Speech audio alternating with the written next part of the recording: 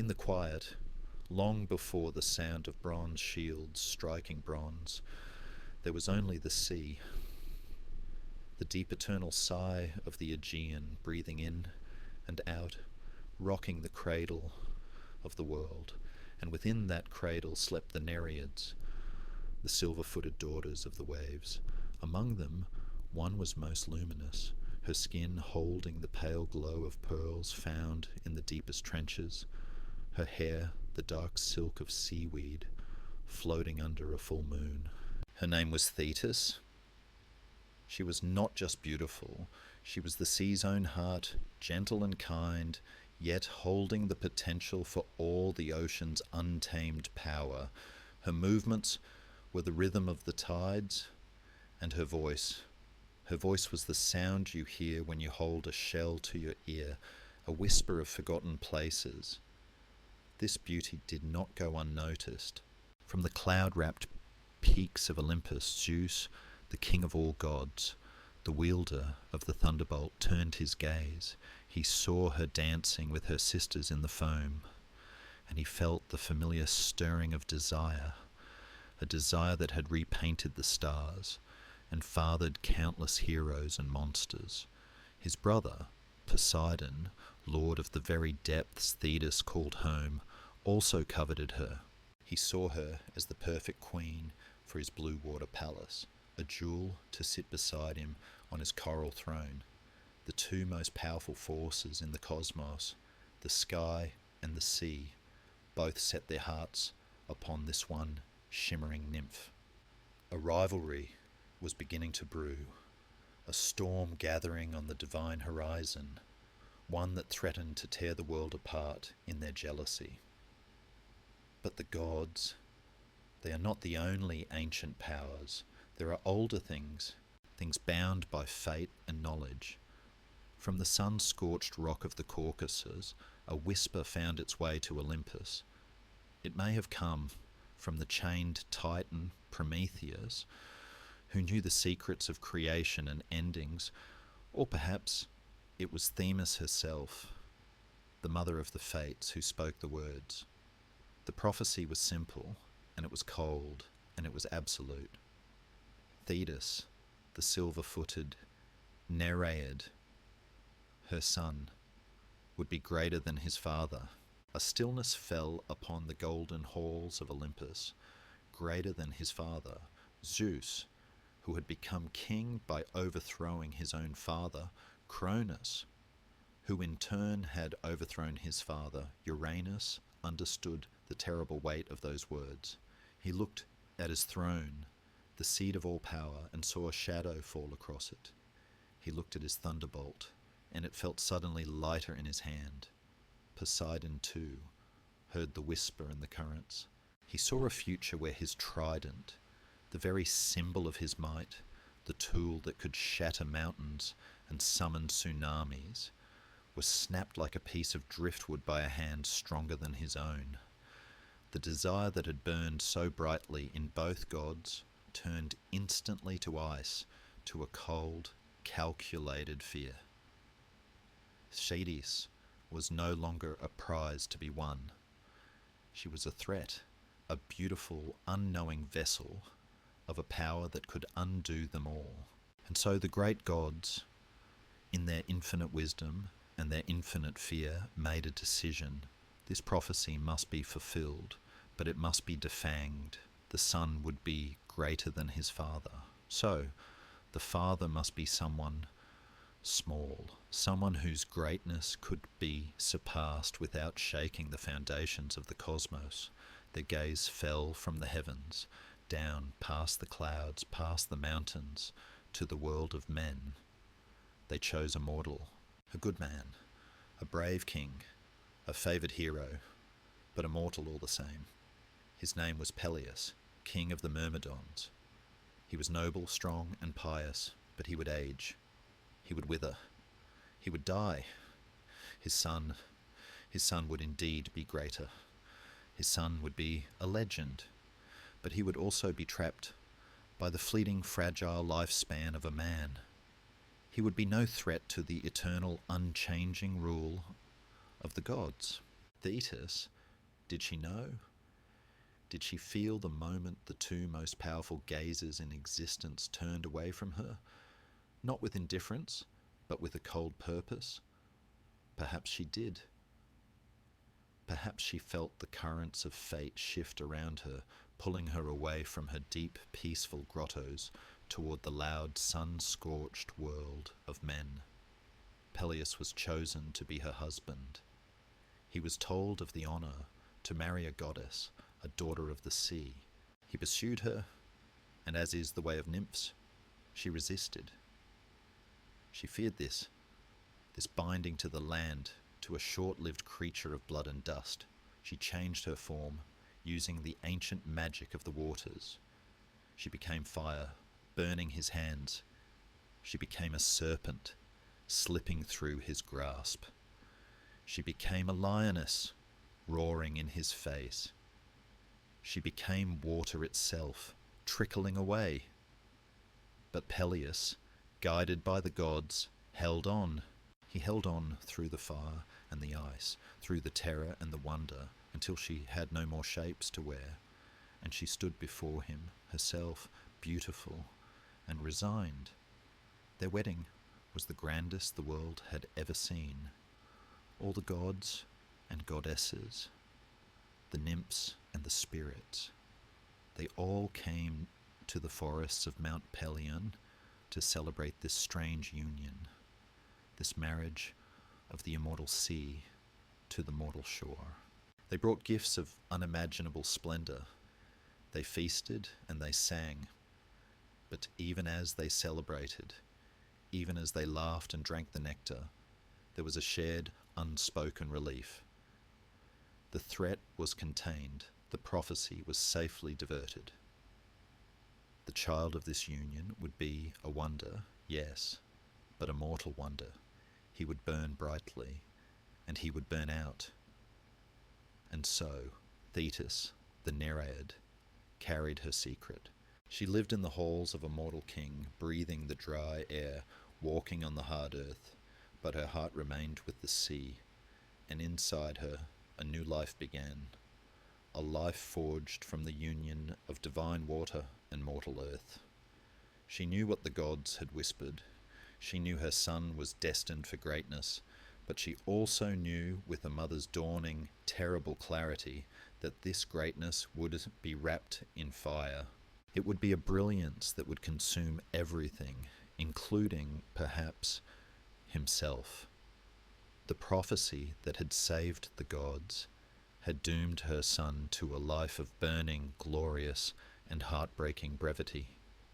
And as she waited, she would go to the shore at night, letting the waves wash over her silver feet, whispering her fears to the only one who truly understood. The sea, which keeps all secrets, and waits, and watches, and knows the end from the beginning. The child was born not with the sound of a mortal cry, but with the sigh of the sea, and the whisper of a northern wind. He was perfect. He held the golden light of the human world, the lineage of his father, Peleus. But his eyes, they were the colour of the deep Aegean, a mirror of his mother, Thetis. When she held him, her heart, which was the heart of an immortal, a Nereid, learned a new and terrible rhythm. It learned the rhythm of fear. She would watch her mortal husband Peleus sleep, and she would see the lines deepening around his eyes, the grey touching his temples. She saw the inevitable slow march of time on his skin, the fate of all things born of the earth. And then she would look at her son, this small warm life, and the prophecy echoed in her ears. He will be great. But the fates, who spin the threads of all lives, had also spun his. It was a thread that shone with the brilliance of a supernova. But it was short, so terribly short. Thetis could not accept this. She was a goddess. The sea does not accept boundaries. It shapes the stone. She would not let the shears of Atropos, the fate who cuts, snip this golden thread before it had barely begun. She wrapped her child in swaddling clothes woven from sea mist, and she began her search. She did not seek the halls of Olympus. The gods there were the very ones who had sealed this fate, who had feared her son's potential. No, she sought older magic. She sought the places where the world's seams were thin. She travelled to the dark grottos where the oracles of the earth whispered. She listened to the ancient trees that remembered the time before the gods, and they all told her of one place, a place of terrible power, a place where oaths were forged and destinies were held in the balance. It was not a place of the living, nor was it a place of the dead. It was the boundary. It was the underworld. And through it ran a river. Its name was spoken only in hushed tones, even by the gods. The river Styx. Its waters were not water at all, but liquid shadow, the distilled essence of every broken promise, every unbreakable oath. It was the river the gods themselves swore upon, and to touch it, to bathe in it, was to be shielded by that same inviolable power. It promised invulnerability.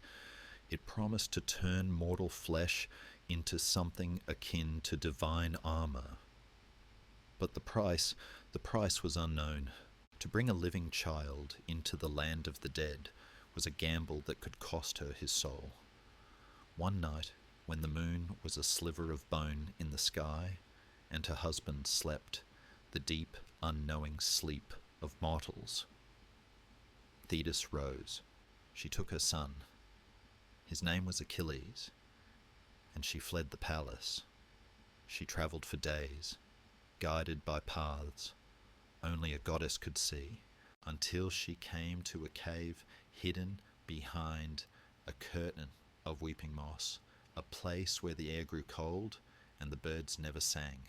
The scent of damp stone and something ancient, something like finality, rose to meet her, carrying her child against her heart.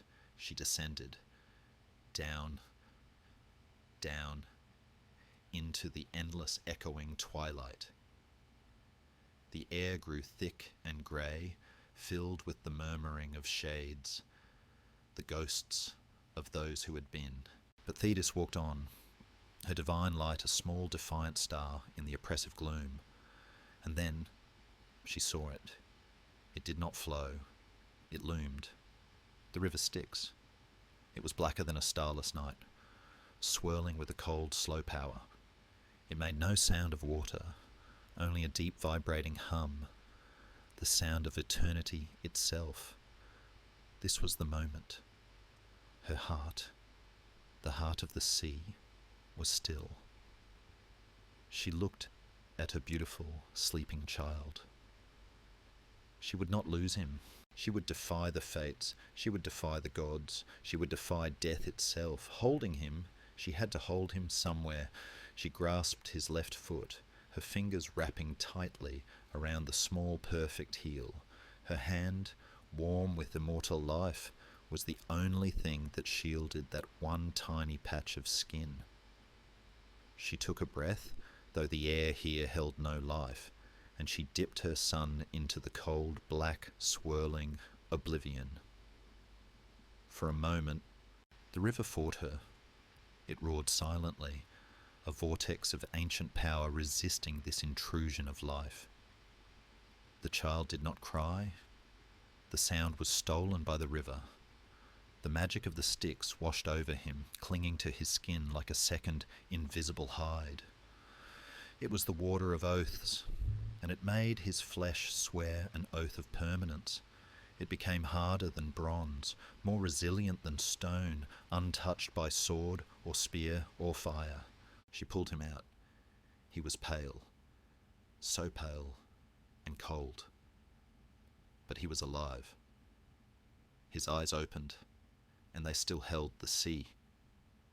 She raced back, climbing from the darkness into the pale light of the pre-dawn world. She ran until she felt the salt spray of the Aegean on her face. and she fell to her knees on the sand, clutching her son. He was safe. He was invulnerable. She had done it. She had cheated destiny. As she held him, the sun began to rise, painting the sky in strokes of apricot and rose, and in that new light she looked at the one place her hand had covered. The heel, it was pink and soft and mortal.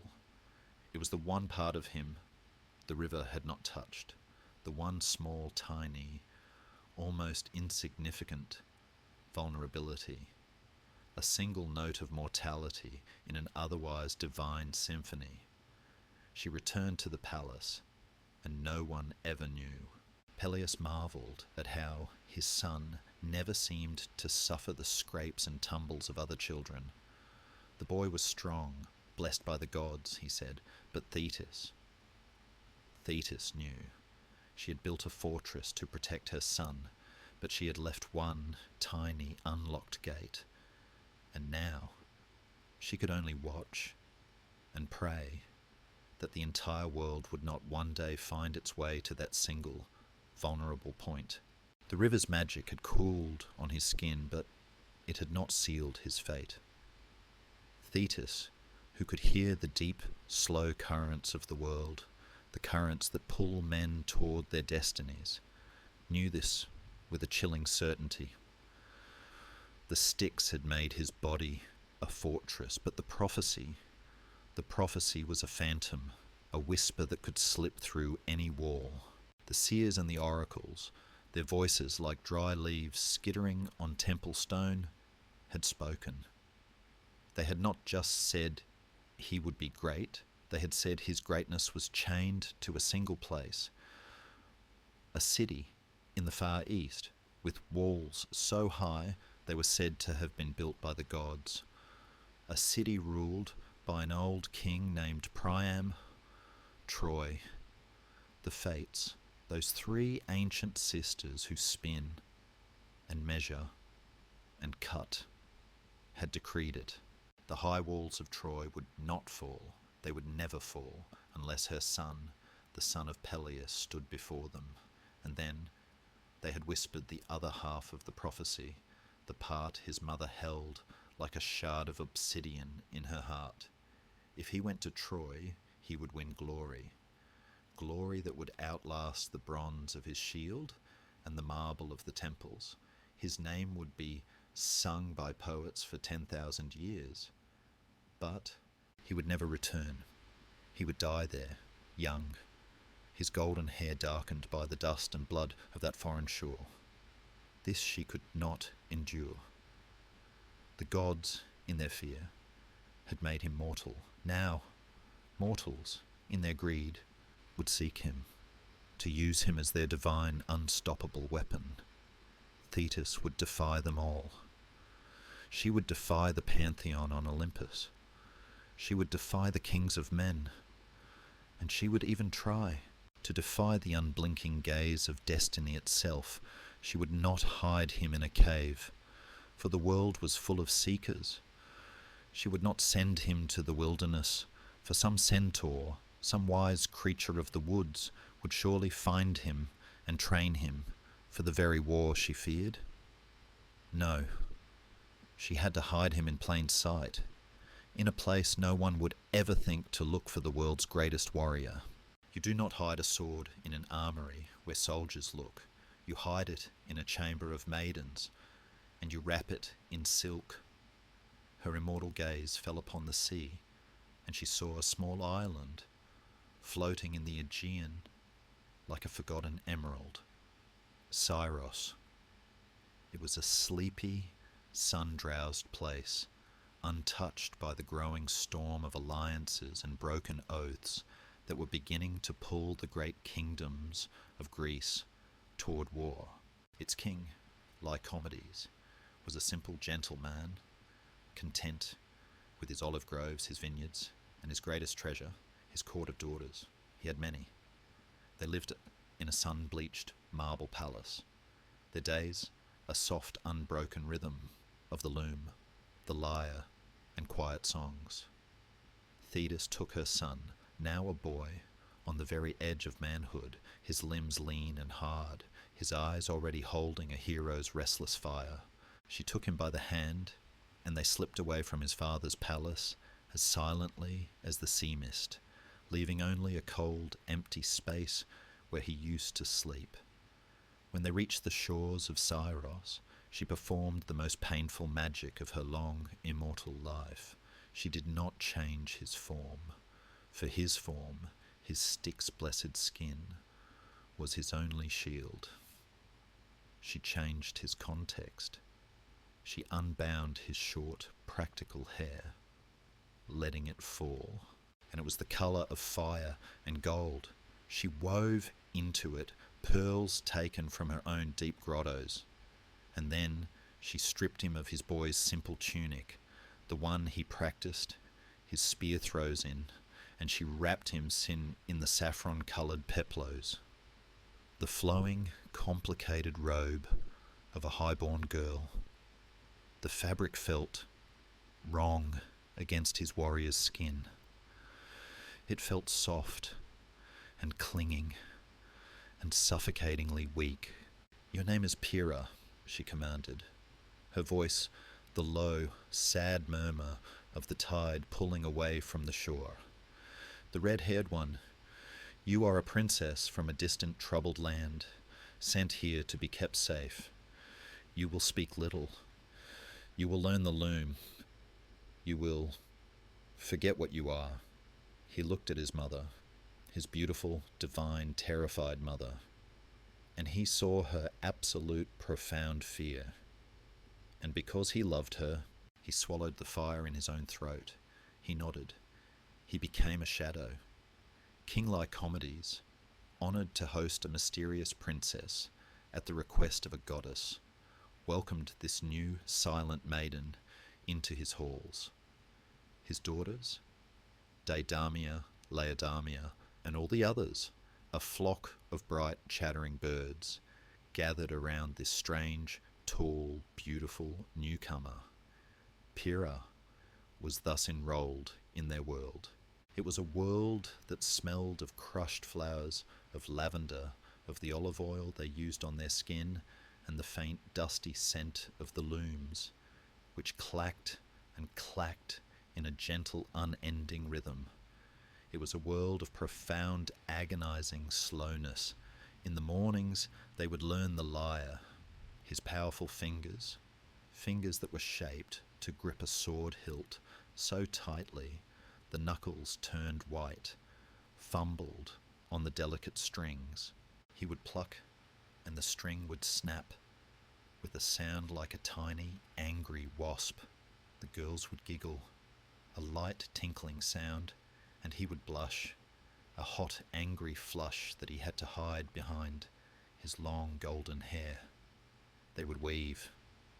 Their small, clever hands would dance across the threads, creating images of gods and flowers and gentle hunts.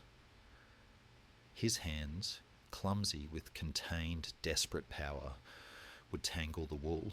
The patterns he made were always wrong, tight and knotted and angry. He learned with a bitter patience to pretend to be weak, to pretend to be clumsy, to pretend to be gentle, but his body was a constant betrayal. When they would play games and run in the walled gardens, he would have to force his legs to move slowly, to mince, to let the other girls, with their mortal, human breathlessness, win the race. All the while, every muscle in his legs, blessed by the sticks, screamed to fly, to show them what true speed was. To run so fast, the world became a blur. One afternoon, a heavy marble statue of Apollo, god of the sun, standing in the central courtyard, began to topple during a light tremor of the earth. The princesses scattered, screaming softly, their hands fluttering. "Pyrrha!" The boy, hidden inside, moved without thinking. He did not run. He was simply there. He put out one hand, and he caught the massive carved stone. He caught it. A weight that would have crushed 3 men, and with a quiet grunt, he settled it back onto its pedestal, his muscles barely tightening. The courtyard fell completely silent. There was only the sound of the distant sea. The girls, they stared at the impossible strength. They stared at the hand that had stopped the falling god. He looked at his own hand. Then, his face burning, he quickly, desperately, hid it in the soft folds of his robes. They whispered for days. Pyrrha is so strong, stronger than her father's guards. He learned to be even quieter, to move like a ghost, a tall golden shadow in their sunlit feminine world. He lived in this secret, a secret kept by the whispering girls and the sleepy, unchanging sun of the island. The days, they were all the same songs, the same tasks, the same soft voices. And in this sameness, there is a kind of peace, a deep, lulling quiet, much like the story we are weaving together in the dark. As these whispers of the past help your own world grow quiet, and you feel your own breath slowing to the rhythm of this ancient sleepy isle, if you feel a connection to this journey, perhaps take a soft, easy moment and press the subscribe button.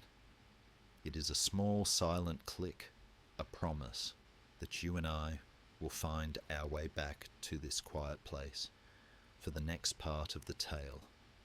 Only one of the princesses, Didamia, the king's eldest, did not just whisper.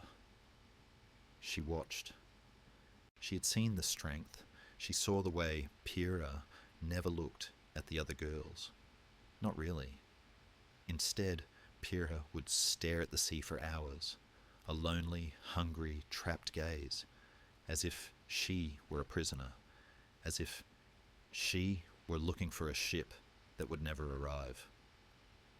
She saw the way Pyrrha's hands were not soft, they were calloused and hard, though from what, she could not guess. Didamia was not afraid. She was fascinated. She felt a strange protective kinship with this silent, powerful, and deeply sad sister. She began to seek Pyrrha out, not for the foolish gossip of the court, but for silence. They would sit together by the shore, watching the waves turn silver under the moon. Didamia would talk about her dreams, her fears of being married off to some brute of a king, and Pyrrha would listen. His voice, when he finally did speak, was low and hesitant, like a forgotten instrument being played for the first time in years. A bond formed between them, deeper than the whispers, stronger than the lies, a secret within a secret. And in the long, quiet, perfumed nights of Syros, a love story, impossible and tender, began to weave itself, a thread of truth in a tapestry of deception. He was a hero, disguised as a maiden, and she was the only one who saw the hero and loved the maiden all at once. And so, the years began to pass, slowly, like honey dripping from a golden comb. On the mainland, the world was preparing for war. Kings were gathering their armies. Smiths were forging 1,000 new shields, the sound of their hammers ringing across the land. The winds of fate were rising to a gale. But on Syros, time itself seemed to be held in suspension. Thetis, from her home in the sea, would watch. She would see her son, her glorious, powerful son, sitting with women, his hands stained with weaving dyes instead of blood, and she would tell herself he was safe. She had won. She had fooled the fates. But she was a goddess, and she should have known better. You can hide a fire, you can dampen it, and cover it with silk, but you cannot change its nature. The fire is still fire, and far away, across the wide, dark sea, a different kind of man, a man of cunning, not of strength, a man known for his clever mind and his silver tongue, was beginning to ask a question. The armies were ready, the ships were built, but where was the son of Peleus? The wind was rising, and it was beginning to blow, hard, towards the sleepy, forgotten isle of Syros. The looms fell silent in the palace on Syros. The moon, a white stone washed smooth by the sea, climbed high over the island, painting the marble courtyards in a silver, ghostly light. In the chambers of the princesses there was only the sound of soft breathing. The air was heavy with the scent of olive oil and dried lavender, the smell of a life lived indoors, a life of gentle, unending routine. But in the bed, shared by Didamia and the one they called Pyrrha, Achilles was awake. His eyes were open in the dark, staring at the moonlight that pooled on the floor. He lay perfectly still, the fine-spun linen robe feeling alien against his skin, a soft shroud on a living body. His hands, resting on the sheets, were clean. They were soft, and he hated them. In this deep, perfumed stillness, his mind escaped. It fled the island, fled the whispering halls and the clacking looms, and it flew, fast as an eagle, back to a time before the lie, back to the wind, back to the mountains. Before his mother's fear had become his prison, she had entrusted him to a different kind of teacher. For she knew, even as she dipped him in the Styx, that invulnerability was a useless gift if the mind and body were not trained to wield it. She had taken him from his father's flat kingdom and carried him high, high into the clouds, to the slopes of Mount Pelion.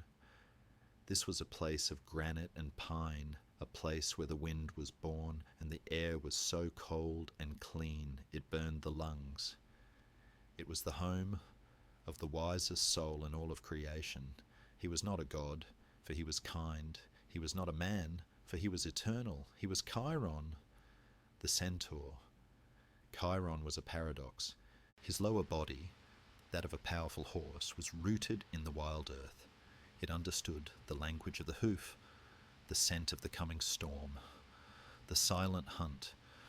But his upper body, the torso and mind of a man, reached for the stars. He was the teacher of heroes. He had trained Heracles and Jason. His grotto was a place of quiet, profound knowledge.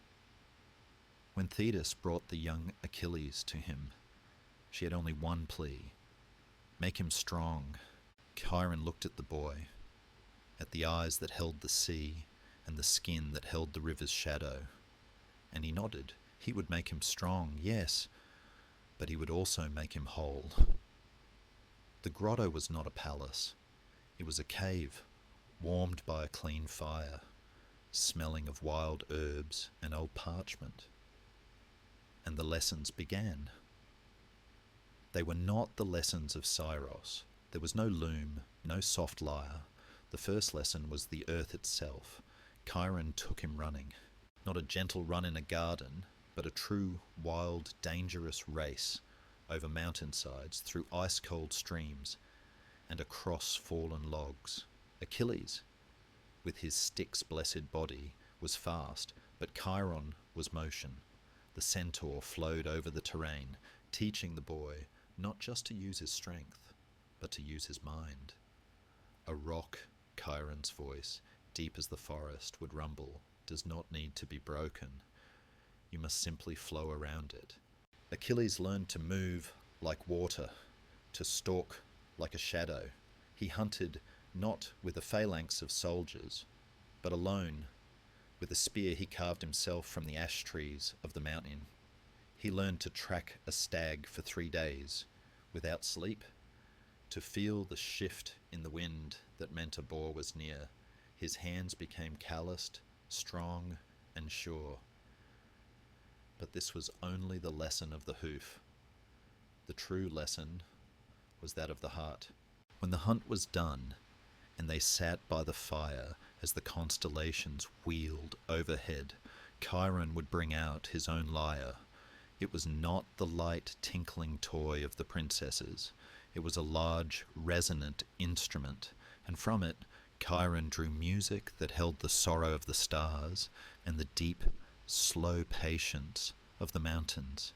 He taught Achilles to play, not just to play songs, but to play feeling, to play the rage of a storm and the quiet grief of a fawn lost in the snow. And as he played, he taught him other arts. He taught him medicine.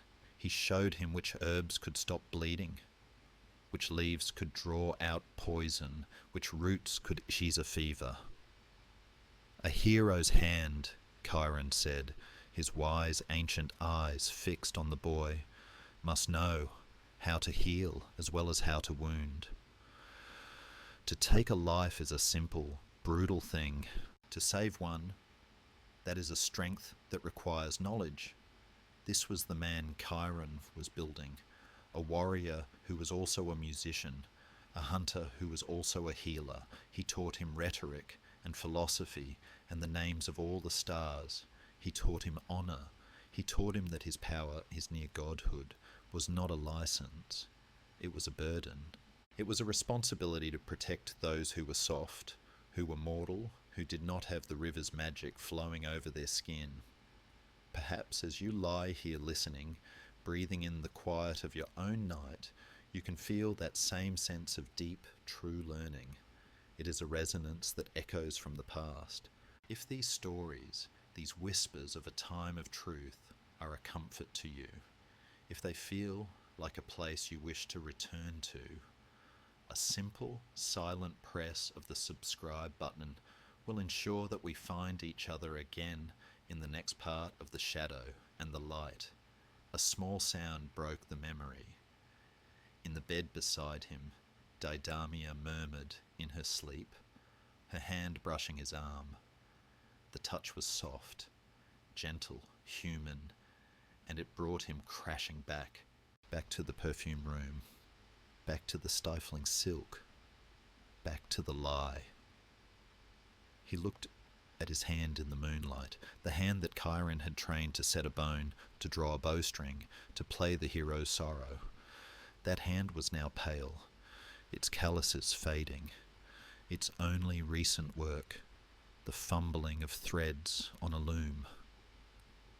A cold, quiet anger, a feeling he had not been allowed to touch for years, began to uncoil in his chest. His mother had meant to save him, but in this grotto of whispering maidens, he felt as though he was suffocating. Chiron had taught him to be the eagle. Thetis had put him in a gilded cage. He missed the smell of pine. He missed the cold, stinging wind. He missed the rumble of his teacher's voice. He was a weapon wrapped in silk, a healer pretending to be helpless. And as he lay there, trapped by his mother's love and his own promise, he began to yearn.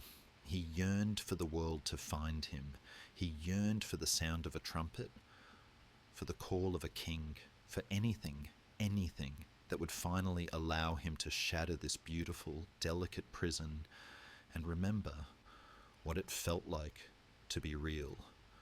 Far away from the sleepy, sun-drenched island of Syros, there was no peace. On the contrary, the world was holding its breath.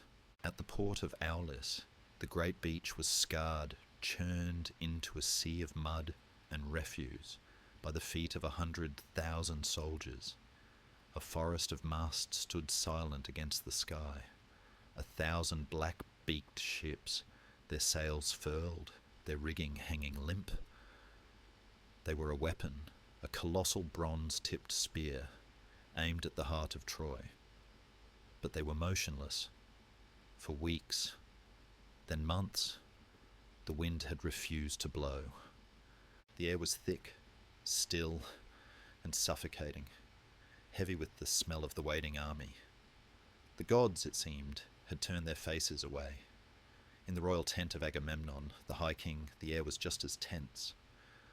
Men, great kings in their own right, argued in low, angry voices. Menelaus, whose wife Helen was the very cause of this war, paced like a caged wolf. They had gathered the largest army in the history of the world. They had sworn oaths. They had built the fleet. And now they were trapped by a dead calm. The oracle, Calchas, a man as thin and dry as a dead branch, had spoken. His voice, a reedy whisper that cut through the frustration, had confirmed their deepest fear. The prophecy was absolute. Troy would never fall. The walls would never crumble unless the son of Peleus, the man-god Achilles, set his foot upon its shore. And Achilles was nowhere to be found. The search had been desperate. Messengers on foam-flecked horses had ridden to every corner of Greece. They went to Phthia, to the halls of his father Peleus. The old king, his eyes clouded with a sadness he could not explain, only shook his head. The boy was gone. He had vanished years ago, taken by his goddess mother. They climbed the cold, windy slopes of Mount Pelion to the G. The user requested I do not use this word, I will adjust, and to the high grotto of the great teacher, Chiron. But the centaur's cave was empty, the ashes in his hearth cold. The music had stopped, the healer was gone. It was as if the greatest hero of their generation had been an illusion, a dream dreamt by the gods, only to be erased by the light of morning. The army at Aulis began to murmur. Morale was crumbling. The Grand Alliance was tearing itself apart before the first spear had even been thrown. Agamemnon, in his rage and despair, turned his gaze to one man, a man who sat apart from the others, not shouting, not pacing, but watching. He was a man of medium height, strong but not a giant. His power was not in his shoulders, it was behind his eyes. His name was Odysseus, the king of Ithaca, an island of rock and stubborn goats. He was known as Polymatus, the man of many turns, of cunning, of intricate thought.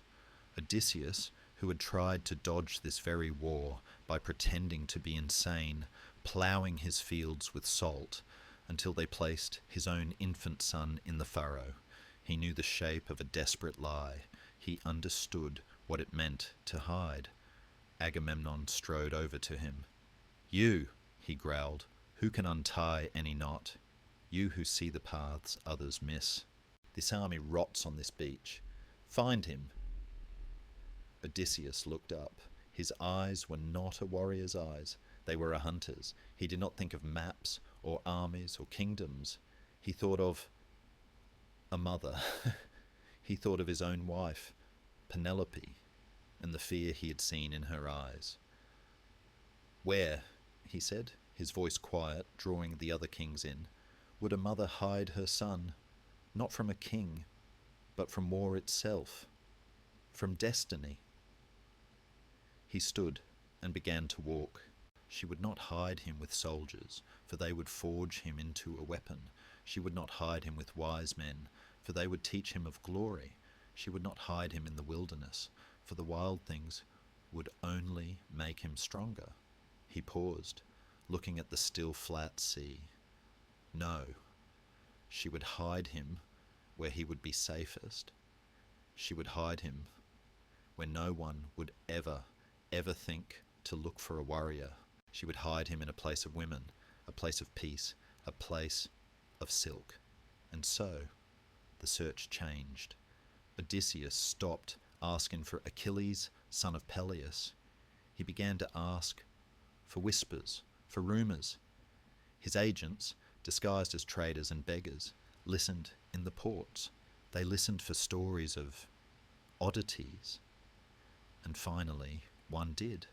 A wine merchant, his face weathered by the sea, spoke of a tiny, sleepy island, Syros, He mentioned the court of King Lycomedes, a gentle place known only for its wine and its many, many daughters.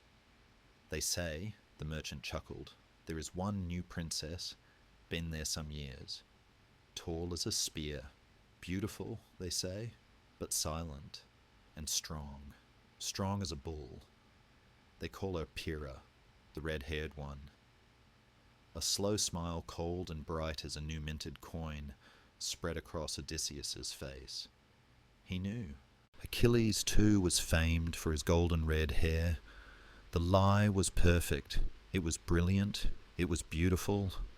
And he would be the one to unravel it. He went back to Agamemnon. I need a ship, he said, and not a warship, a merchant vessel, and I do not need soldiers. I need gifts. The other kings were baffled. Gifts, Menelaus bellowed. We need a hero, not a bride. Odysseus just smiled. We will sail to Scyros, myself and perhaps young Diomedes. We will go as traders, carrying the finest treasures of the world, silks from Tyre, perfumes from Egypt, jewellery that would make a queen weep. He turned, his eyes glinting. And we will also bring a few other items, things of a different nature. A magnificent shield forged by a master, a helmet with a horsehair crest, and a sword with a hilt of ivory and gold, so perfectly balanced. It would make a warrior's hand ache to hold it, and so the thread of destiny, which had been hidden and tangled by a mother's love, was found. A new thread, one of cunning and intellect, was now being woven into the pattern. As this ship of lies prepares to sail toward our sleeping hero, as the world he yearned for finally begins to move toward him, you too are part of this story's unfolding. If you feel this pull, this gentle curiosity to see what happens when the fox meets the hidden lion, a soft click of the subscribe button will ensure that we are together when that ship finally reaches the shore. The plan was set, a single ship, heavy with bolts of coloured silk, with chests of glittering gems, and hidden beneath them a few simple, deadly pieces of bronze and steel, slipped its moorings at Aulis. It did not need the great wind of war, a small clever breeze, the breeze of a new idea, was enough to fill its sail. It moved quietly, without trumpets, without fanfare, across the dark, waiting water. It pointed its bow toward the sleepy, sun-drowsed island of Scyros, and on that island, in the dark, perfumed chamber of the princesses, Achilles, the boy they called Pyrrha, turned in his sleep. He dreamt, not of looms, but of a sound he had not heard since he was a child, the bright, sharp, beautiful song of a sword being drawn from its sheath. The ship that appeared on the horizon of Scyros was not a black-beaked warship. It was a broad-bellied merchant vessel, its single sail painted a harmless shade of Tyrian purple. It moved slowly, lazily, as if it had all the time in the world, matching the sleepy, sun-drowsed rhythm of the island itself. But to the inhabitants of the palace its arrival was like a jolt of electricity. Visitors were rare. Merchants with treasures from the wide world were a myth, nor the princesses, their weaving forgotten, flocked to the high balconies, their voices a sudden cascade of excited bird-like chatter. King Lycomedes, pleased to have a distraction, ordered the court to prepare to welcome the strangers. Only two people did not share the joy. Deidamia, her hand instinctively finding Pyrrha's arm, felt a cold, baseless dread. This ship felt different. It felt like a stone dropping into a perfectly still pool. And Achilles. He stood disguised in his saffron robes, taller than all the others, his heart hammering against his ribs for a reason he could not name. He felt no excitement. He felt the way a stag feels when it catches a new scent on the wind. The scent of a hunter. Odysseus and his men, Diomedes among them, came ashore with smiles and deep respectful bows. They looked like any other traders, their faces weathered by sun and sea, their hands calloused from ropes, not swords. They were welcomed into the great hall of the palace, and with a showman's flourish they began to open their chests.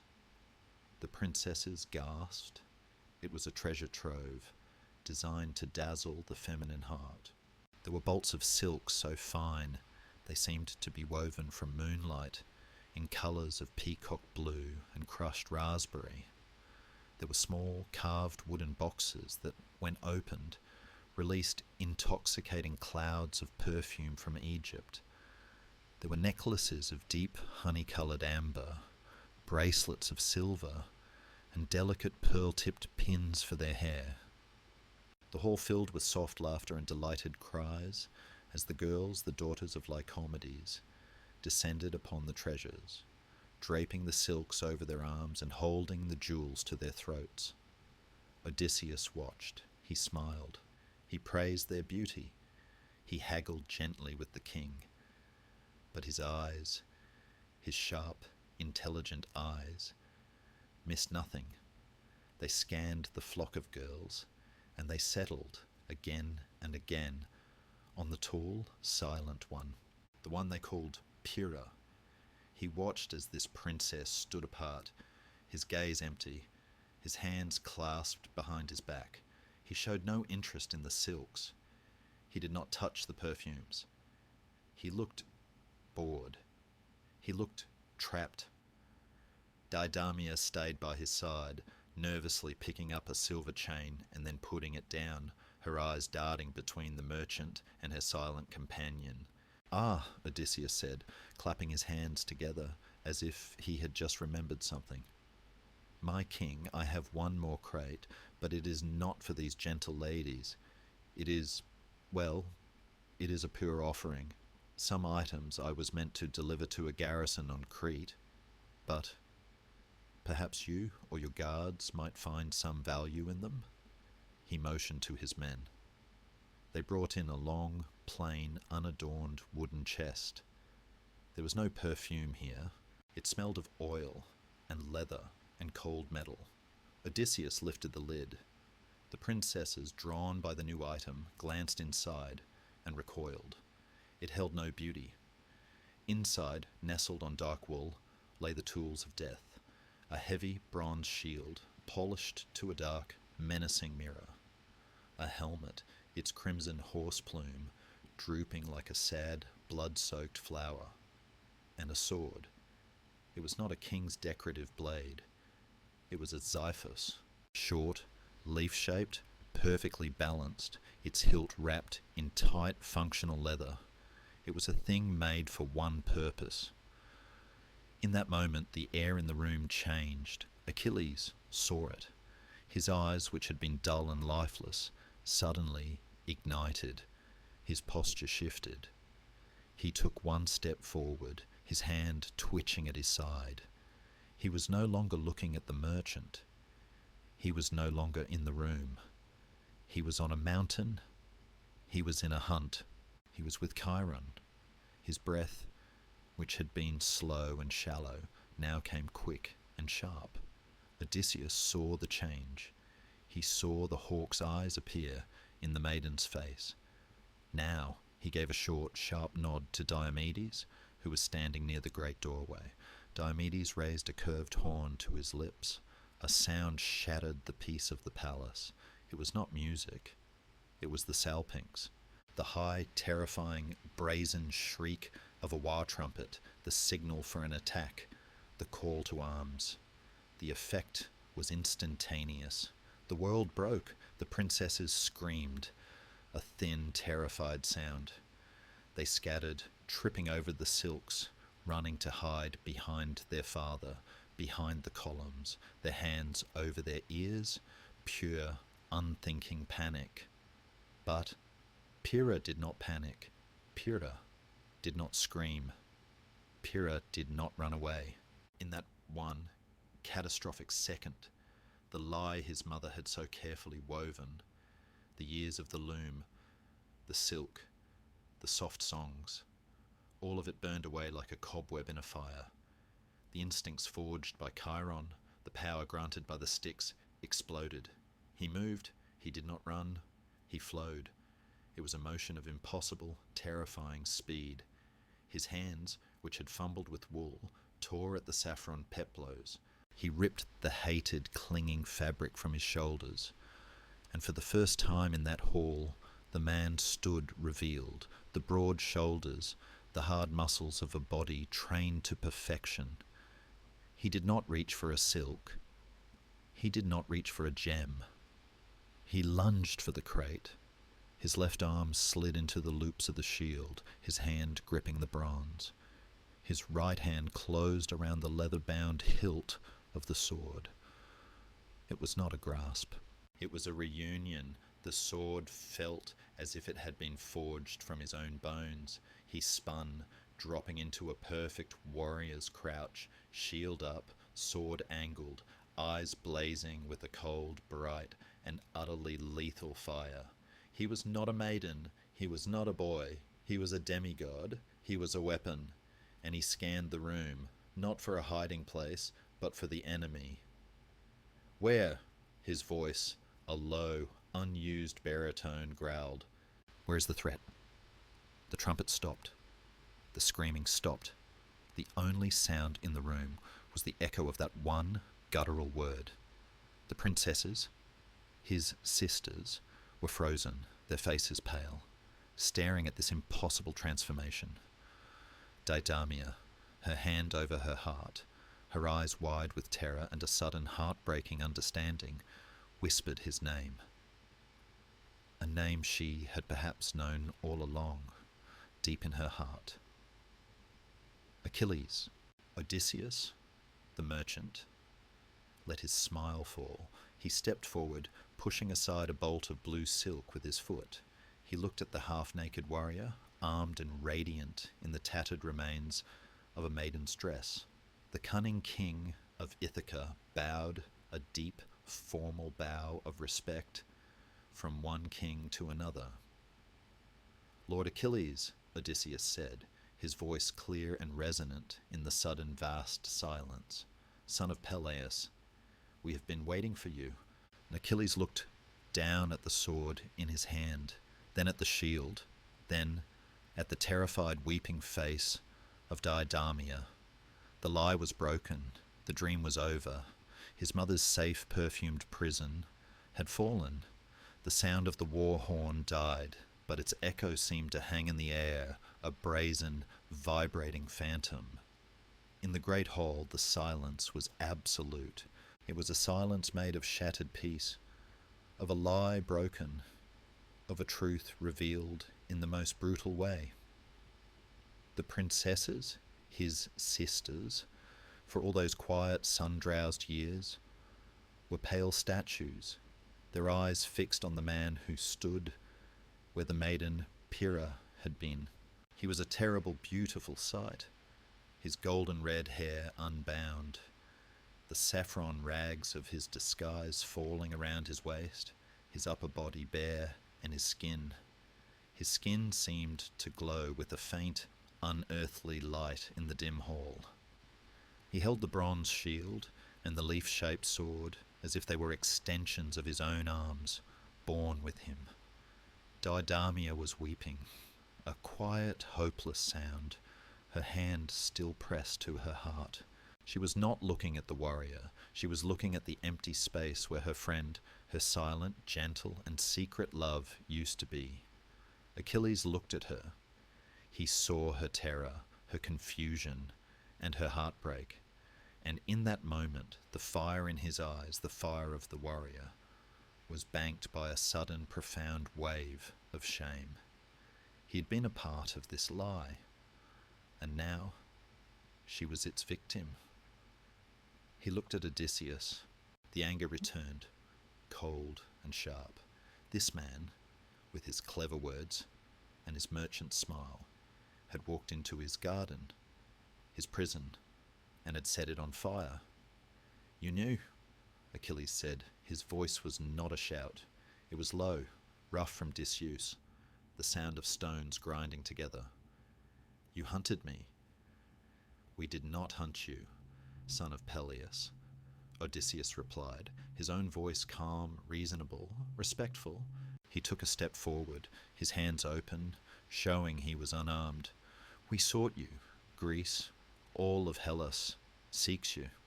We are not here to trick a maiden. We are here to beg the aid of a hero." Odysseus's eyes swept the room, taking in the cowering princesses, the stunned king. He knew this was the delicate moment. He spoke not to Achilles' anger, but to his purpose. 1,000 ships, Lord Achilles, the greatest fleet ever assembled, sits rotting at Aulis. 100,000 men, the best of our generation, stare at a flat, windless sea. The gods, they mock us. The oracle has spoken. Odysseus paused, letting the weight of the prophecy fill the silent room. The fates themselves have declared it. The high walls of Troy, built by the gods, will never fall unless you are there. Your name is the key. Your presence is the wind we are waiting for. Troy, the word, the name he had heard whispered by his mother in her fears, the name that was chained to his glory and to his death. Achilles looked down at the sword in his hand. The weight of it felt correct. It felt like truth. His whole life on Syros, the soft wool, the scent of lavender, the mincing steps, had been a suffocating lie. He had hated it. He had hated himself. And here, in the hand of this trickster king, was the antidote. It was a poison, yes. His mother had warned him it was poison. But it was also the cure for the sickness of his hidden life. He had been a sleeping lion, and Odysseus had not just found him. He had awakened him. He let the heavy shield fall to the marble floor. The clang was a deafening final sound, a full stop. He turned, the sword still in his hand, and walked to Deidamia. She flinched, her eyes wide with fear. He was a stranger. This was not the gentle companion who sat with her by the sea. This was a man of bronze and fire. He stopped, seeing her fear, and the last of his anger dissolved, replaced by a deep, hollow ache. He opened his hand and let the sword fall. It rang on the stone, a sound as final as the shields. He was unarmed again, but he was no longer disguised. He knelt before her as he was, a man in the rags of a woman's dress. He gently took her hand. It was cold. He is right, Achilles whispered, and the voice was his own, the voice she had only heard in secret, in the dark. "This, what you see, this is what I am. The other was a shadow, a lie to protect me." Deidamia looked down at their joined hands, his calloused and hard, hers soft. "And you are leaving," she whispered. It was not a question. "Your glory is worth more than this." He could not answer. He had no words. What could he say? "My mother hid me here to save me from death, but I would rather die than live another day in this cage."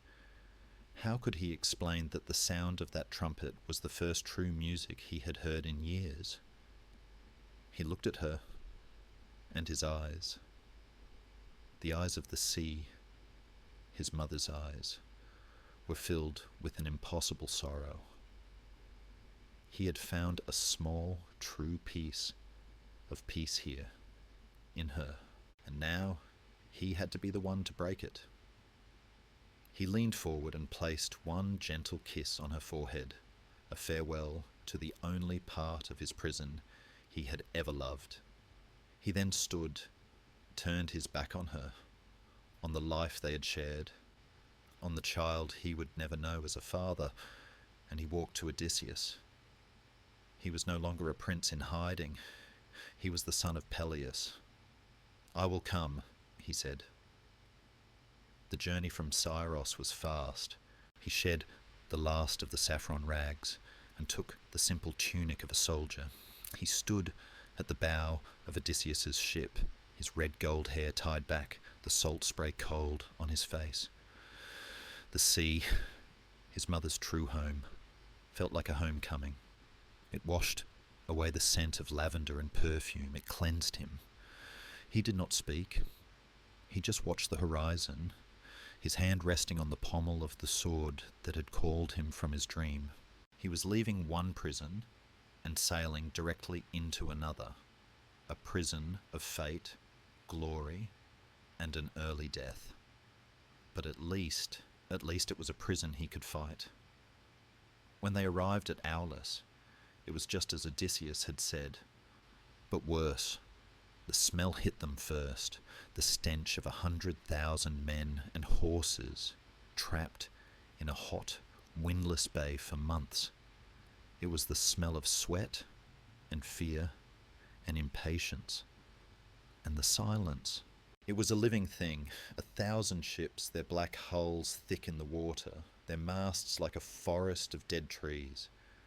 Not a single pennant fluttered, not a single sail rippled. The air was thick, heavy, and dead, a silent wind. As his ship cut the last few feet of water to the beach, the murmuring of the soldiers on the shore stopped. They turned. They saw the man at the bow, with the blazing hair and the eyes of a god. A single whisper began, a sound that grew into a rumble, and then a roar. Achilles. He had arrived. The key was in the lock. The weapon was unsheathed, but as he set his foot upon the sand, the air did not move. The flags did not stir. The sea remained a flat, grey sheet of glass. The prophecy was true. He was here. But the gods were not finished. They were still waiting. His arrival was not the end of the sacrifice. It was only the beginning. He stood on the beach at Aulis, a king among kings, but the air remained as still as the air in a tomb. His arrival, the arrival of the demigod, had caused a roar of hope in the army, but it had not moved the gods. The sea lay flat, a sheet of dull grey metal, and the 1,000 ships sat motionless, their sails hanging like funeral shrouds. The silence that returned was heavier than before, thick with the army's despair and the rising stench of the camp. Achilles, the great weapon, was useless. He was a sword in a vacuum. Days turned into another agonizing week. The sun beat down. The water grew foul. The men began to whisper, not of glory, but of curses. Agamemnon, the high king, his face a mask of strained authority, summoned the prophet. Calchas came, his body frail, his eyes seeming to look through the men in the tent and at the threads of fate behind them. His voice, when he spoke, was the dry rustle of a snake moving through dead leaves. "Achilles is the key," he whispered, "but he does not turn the lock. The wind does not obey a man." He turned his gaze to Agamemnon, and there was a terrible, cold pity in his eyes. The wind obeys Artemis, the goddess of the hunt, of the wild places, and of the young. A cold dread settled in the tent. "What does she want?" Agamemnon demanded, his hand gripping the hilt of his sword. "She is angry," Calchas said. "You boasted, High King, you boasted in her own sacred grove that your skill with the bow surpassed even hers. You killed her sacred deer." The prophet's voice dropped so low the kings had to lean in. "She demands a balance, a life for a life. The highest price from the highest king." Agamemnon's face went white. "My gold? My finest horse?" "No," Calchas whispered. "The dearest thing you have. A hunter for the deer you hunted. the purest blood of your line. She demands your eldest daughter, Iphigenia. The name fell into the silence like a drop of poison. Menelaus, the man whose wife had started this all, turned away. Odysseus stared at the ground, his clever mind for once utterly still and appalled. Agamemnon roared. It was a sound of pure animal grief. He drew his sword, not to strike, but as if to fight the very air, to kill the prophecy itself. He refused. He would disband the army. He would let the ships rot. He would not. But the army was 100,000 hungry, desperate men. They were on the edge of mutiny. Menelaus and Odysseus spoke to him in the dark, their voices low and pragmatic. Is one life worth this? Is your entire kingdom, your oath, your brother's honor, to be sacrificed for one maiden? The word hung in the air. Maiden. The world was full of them. The choice was brutal. The fate of the world, or the fate of his child. Agamemnon the king chose. He broke. He sealed his heart with bronze, and he agreed. A lie was dispatched. A message sent to his palace at Mycenae, to his wife Clytemnestra. A lie of breathtaking cruelty. It said that the great Achilles, the glorious, God-touched hero, had seen his daughter and had fallen in love. He would not sail to Troy. He would not fight unless he was given Iphigenia's hand in marriage. It was a great honor. She must be brought to Aulis at once for the wedding. When Achilles heard this, when he learned his name, his honor had been used as the bait in this monstrous trap. His rage was a cold, white fire. He had come to fight men, not to be a pawn in the murder of a child. He strode to Agamemnon's tent, his hand on his sword, ready to cut the king down, to end this whole cursed war before it began. But it was too late. The girl had already arrived. She was walking to the altar, not in a sacrificial white robe, but in a wedding veil. And the army knew. They were silent, their faces hard. They wanted the wind. They needed the wind. Achilles, for all his strength, was one man against 100,000 who had chosen. He stood, frozen, his divine strength useless against a father's dark, broken heart. In the dead, windless twilight, the ceremony began. Iphigenia, her eyes bright with the promise of marrying a hero, walked toward the altar, and there she saw her father's face. She saw the tears streaming down his cheeks. She saw the priest, Calchas, and the long, thin bronze knife in his hand. And she understood. She did not scream. She did not fight. She was a king's daughter. She looked at the silent, desperate army, and she knew her part. The windless sea, her own death, it was all one story. As the blade was raised, as her father turned his face away, his whole body shaking with a sob he could not voice, the air began to change. Some say she was struck, others say at the last possible second. Artemis, moved by the girl's courage, snatched her away in a cloud of mist, leaving a deer bleeding on the altar in her place. No one knew for sure. But what they did know, what every man on that beach felt, was the wind. It did not come gently. It came with a rush, a sudden, violent, cold gale that tore at the tents, that screamed in the rigging, that whipped the flat sea into a sudden chaos of white-capped waves. It was a wind that smelled of pine and of blood. And the army, they let out a single deafening roar. It was not a sound of joy. It was a sound of release, a sound of guilt. The price was paid. The gods were satisfied. The way to Troy was open. The fleet sailed on that terrible grieving wind. For days They were a black swarm on the sea. Achilles stayed on his own ship with his myrmidons. He did not speak to Agamemnon. He did not speak to any of the kings. He spoke only to Patroclus, his dearest friend. He polished his armour. He sharpened his spear. The shame of Aulis, the murder, had burned away the last of the boy from Scyros. There was only the warrior now, cold, beautiful, and filled with a silent, focused rage.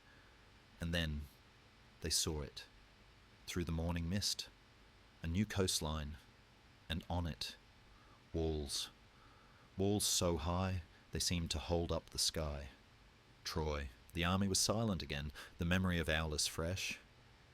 They saw the Trojans waiting on the beach. Thousands of them, armed, shields locked, led by a warrior in gleaming black armour. Hector, the prince of Troy. The fleet slowed, the ships drifted just out of arrow range. The heroes, the great kings, hesitated, for Calchas had given one last prophecy, a small one almost forgotten in the horror of the first. The first Greek to set his foot on the soil of Troy will be the first to die. Silence. Not one man moved. Not Odysseus, not Diomedes, not even Achilles, who stood at the bow of his ship, his gaze locked with Hector's, a half-mile of water between them. To be the first was to die. Instantly. It was a wasted, inglorious death. The whole fleet, 1,000 ships, waited. And then, on a ship from Phyllis, a hero named Protesilaus, his heart filled with a sudden desperate need for glory, or perhaps just a desire to end the awful, suffocating tension, let out a cry. He ran the length of his deck, and he leapt. He flew through the air, his shield high, and he landed, his sandals sinking into the wet, alien sand. He was the first. The beach was broken. He took 1, 2, 3 steps forward, and a Trojan spear, thrown by Hector himself, flew with perfect, deadly accuracy. It struck him in the throat. He fell, his face in the sand. The first blood of the war, the first shadow, staining the beach of Troy. His death was the signal. A roar went up from both sides. The spell was broken. Oars churned the water. The hulls of 1,000 ships ground onto the beach, and Achilles, his heart a cold, hard stone, was the second man ashore. The war, at long last, had begun. The first shadow on the beach belonged to a dead man, and his death set the rhythm for the next 9 years. The war, the great glorious war promised by the kings, did not happen. Not as the songs had promised. The Greeks had landed, yes. They had driven the Trojans back from the sand, back behind the impossible god-built walls, and there the war stopped. It became a thing of stagnation, a festering wound. The walls of Troy were absolute. They could not be climbed. They could not be broken. The Trojan army, led by the noble, terrifying Hector, would ride out, and there would be a day of dust and bronze and screaming. And then the Trojans would retreat. The great Scaean gates would close with a groan, and stillness would fall once more. The Greek army, 100,000 strong, became a city of its own, a sprawling, restless, angry city of tents and stockades on a foreign beach. And this city needed to eat. Troy itself was supplied by the rich lands of Asia Minor, its allies sending grain and horses and men. The Greek fleet, trapped on the shore, found its purpose. The war changed. It became a war of raids. It was a war of starvation, of attrition. And the master of this war, the tip of this 9-year-long spear, was Achilles. He was not made for sitting. He was not made for the slow political grind of the High King's tent. He was a creature of pure, divine motion. While Agamemnon and the other kings argued strategy, Achilles moved. He and his myrmidons, his own private army of hardened warriors, would take to their black-prowed ships. They would fall upon the coastal towns and islands that supported Troy, like a hawk falling from a clear sky. It was brutal, necessary work. They sacked Thebes. They sacked Lyrnessus. They took 12 cities by sea and 11 by land. Each raid brought back food for the army, gold for the king's coffers, and plunder to prove their worth. And with every city that burned, the name of Achilles became a terror, not just in Troy, but in the Greek camp itself. He was doing the work. He was winning the real war, while the others merely held the line. And in this brutal economy of war, the highest proof of honor, the geros, was the prize. It was not just gold or bronze tripods.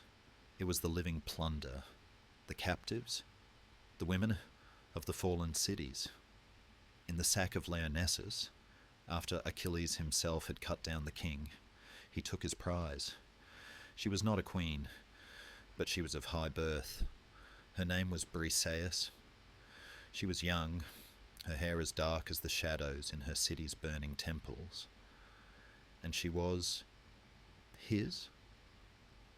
In the camp, she was brought to his tent. It was a large, quiet space, set apart from the noise of the main army, shared only with his truest companion, Patroclus. Briseis, expecting the brutality of a victor, a man whose hands were still stained with the blood of her people, found something else. Achilles was not a brute. He was the student of Chiron. He was a man who could play the lyre, a man who knew how to heal. He saw her not just as plunder, but as his honor. He treated her with a strange, gruff gentleness. He gave her a place of respect. And in the long, weary nights of the siege, a quiet, complex bond formed. She was his captive, yes, but she was also the one soft human thing in his world of bronze and death. She was the proof of his victories, but she was also the witness to his weariness. He protected her, and she began to see the man inside the demigod, the man who was homesick and angry and chained to a fate he both desired and despised. Patroclus, kind and gentle, would speak to her, comforting her with stories of their home in Phthia, promising her that this war would end, that Achilles was a good man, that she would be safe. And so Briseis, the prize of the spear, became a quiet part of their lives. She was the one who would pour the wine for them, the one who listened as Achilles played his lyre, the sad, wild songs of the mountains his centaur teacher had taught him. She was his honor made real. To take her would be to take more than a slave. It would be to spit on his work, to steal his victories, to deny his very worth as a hero. And the fire, the great fire of the Iliad, was sparked by just such a theft. It began, as most tragedies do, with arrogance. The army was struck by a plague, a dark, unseen arrow that killed men where they stood. The funeral pyres burned day and night, the smoke a choking column that rose to the uncaring gods. The prophet Calchas, his voice shaking, spoke the truth. This was the vengeance of Apollo for Agamemnon, the high king, who had taken a prize of his own, a girl named Chryseis, the daughter of a priest of Apollo. And when her old father came, begging with the king's ransom, Agamemnon, in his pride, in his hubris, had mocked the old man and sent him away. So, Apollo, the sun god, had answered his priest's prayer with arrows of pestilence. The army was dying. The only way to stop the plague, Calchas declared, was for Agamemnon to return the girl, to give back his prize. In a public assembly, his honour shamed, his authority questioned, Agamemnon finally, bitterly agreed. He would give up Chryseis, but the High King, his small heart poisoned by pride and jealousy of the true hero, would not be left empty-handed. He would not be the only one to lose his Geras. His eyes, cold and filled with a petty rage, swept the assembly, and they landed on Achilles. "I will give up my prize," Agamemnon announced, his voice ringing with false authority. "But I will take another in her place. I will take his." He meant Briseis. He meant to walk into the tent of the greatest warrior the world had ever known, the man who was winning his war for him, and take his honour. He meant to prove that his title as king was more powerful than Achilles' deeds as a hero. In that moment, the 9 years of resentment, of swallowed anger, of weariness, all of it crystallized. Achilles looked at the king, and the quiet of the camp was broken by the sound of Achilles' hand gripping the hilt of his sword. The fire was sparked, the air in the assembly grew thin and sharp. The sound of Achilles' hand gripping his sword was shockingly loud in the sudden, vast silence. It was the sound of a death warrant being signed. The Myrmidons, his personal guard, tensed, their own hands moving to their weapons. The other kings took a half step back. They were looking at a man who had sacked 23 cities. They were looking at a man whose skin could not be cut.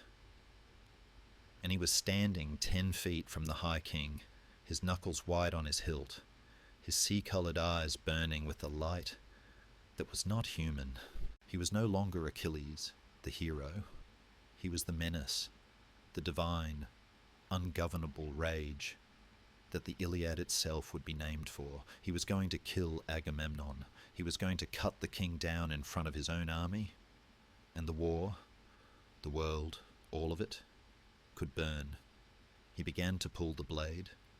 The bronze slid from the scabbard with a low, thirsty shing, and then a force, a sudden, strange pressure, stopped him.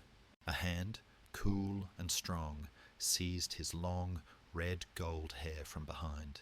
He spun, his rage deflected, his sword halfway drawn, but there was no one there, not to mortal eyes. The other kings saw only Achilles, his face a mask of fury, freeze in a strange, half-turned posture, as if listening to the air itself. But Achilles saw her. It was Pallas Athena, his protectress, the grey-eyed goddess of wisdom and war. Her form shimmered in the hot, dusty air of the assembly, her eyes as bright and hard as spear tips. Achilles, her voice was not a sound, but a thought pressed directly into his mind. "Put up your sword. I have come from the heavens to stay your anger, if you will obey. Hera, who loves you both, has sent me. Do not strike him. Your reward will be 3 times as great for this insult. Someday, use your words. Use them as the weapon. But do not let your hand do murder." Achilles stared at her, his breath coming in ragged, painful gasps. The blood fury was so strong. It was a physical sickness. He was warring, not with the king, but with himself, with the goddess. He could disobey. He was the son of Thetis. He could strike and face the wrath of Olympus. Slowly, so slowly, his hand, shaking with the violence he was suppressing, relaxed. He shoved the sword back into its sheath. The sound was one of finality. A different, more terrible path had been chosen. He turned back to Agamemnon, and the fire in his eyes was gone. It was replaced by something colder, something far more dangerous. "You dog-faced coward," he whispered, and the whisper carried across the entire silent assembly. He did not shout, he spoke. You, with the heart of a deer and the eyes of a dog, when have you ever armed yourself for battle with your men? When have you ever led an ambush? No, that is death to you. It is far easier, is it not, to stay here in the broad camp and steal the prizes from any man who dares to speak against you. His voice rose, not with rage, but with a chilling, absolute contempt. You are a king who eats his own people. He looked around at the other kings, who stared at the ground, shamed by their own silence. I am done, Achilles said, his voice flat. I came here to fight Trojans. I did not come here to be dishonored by you.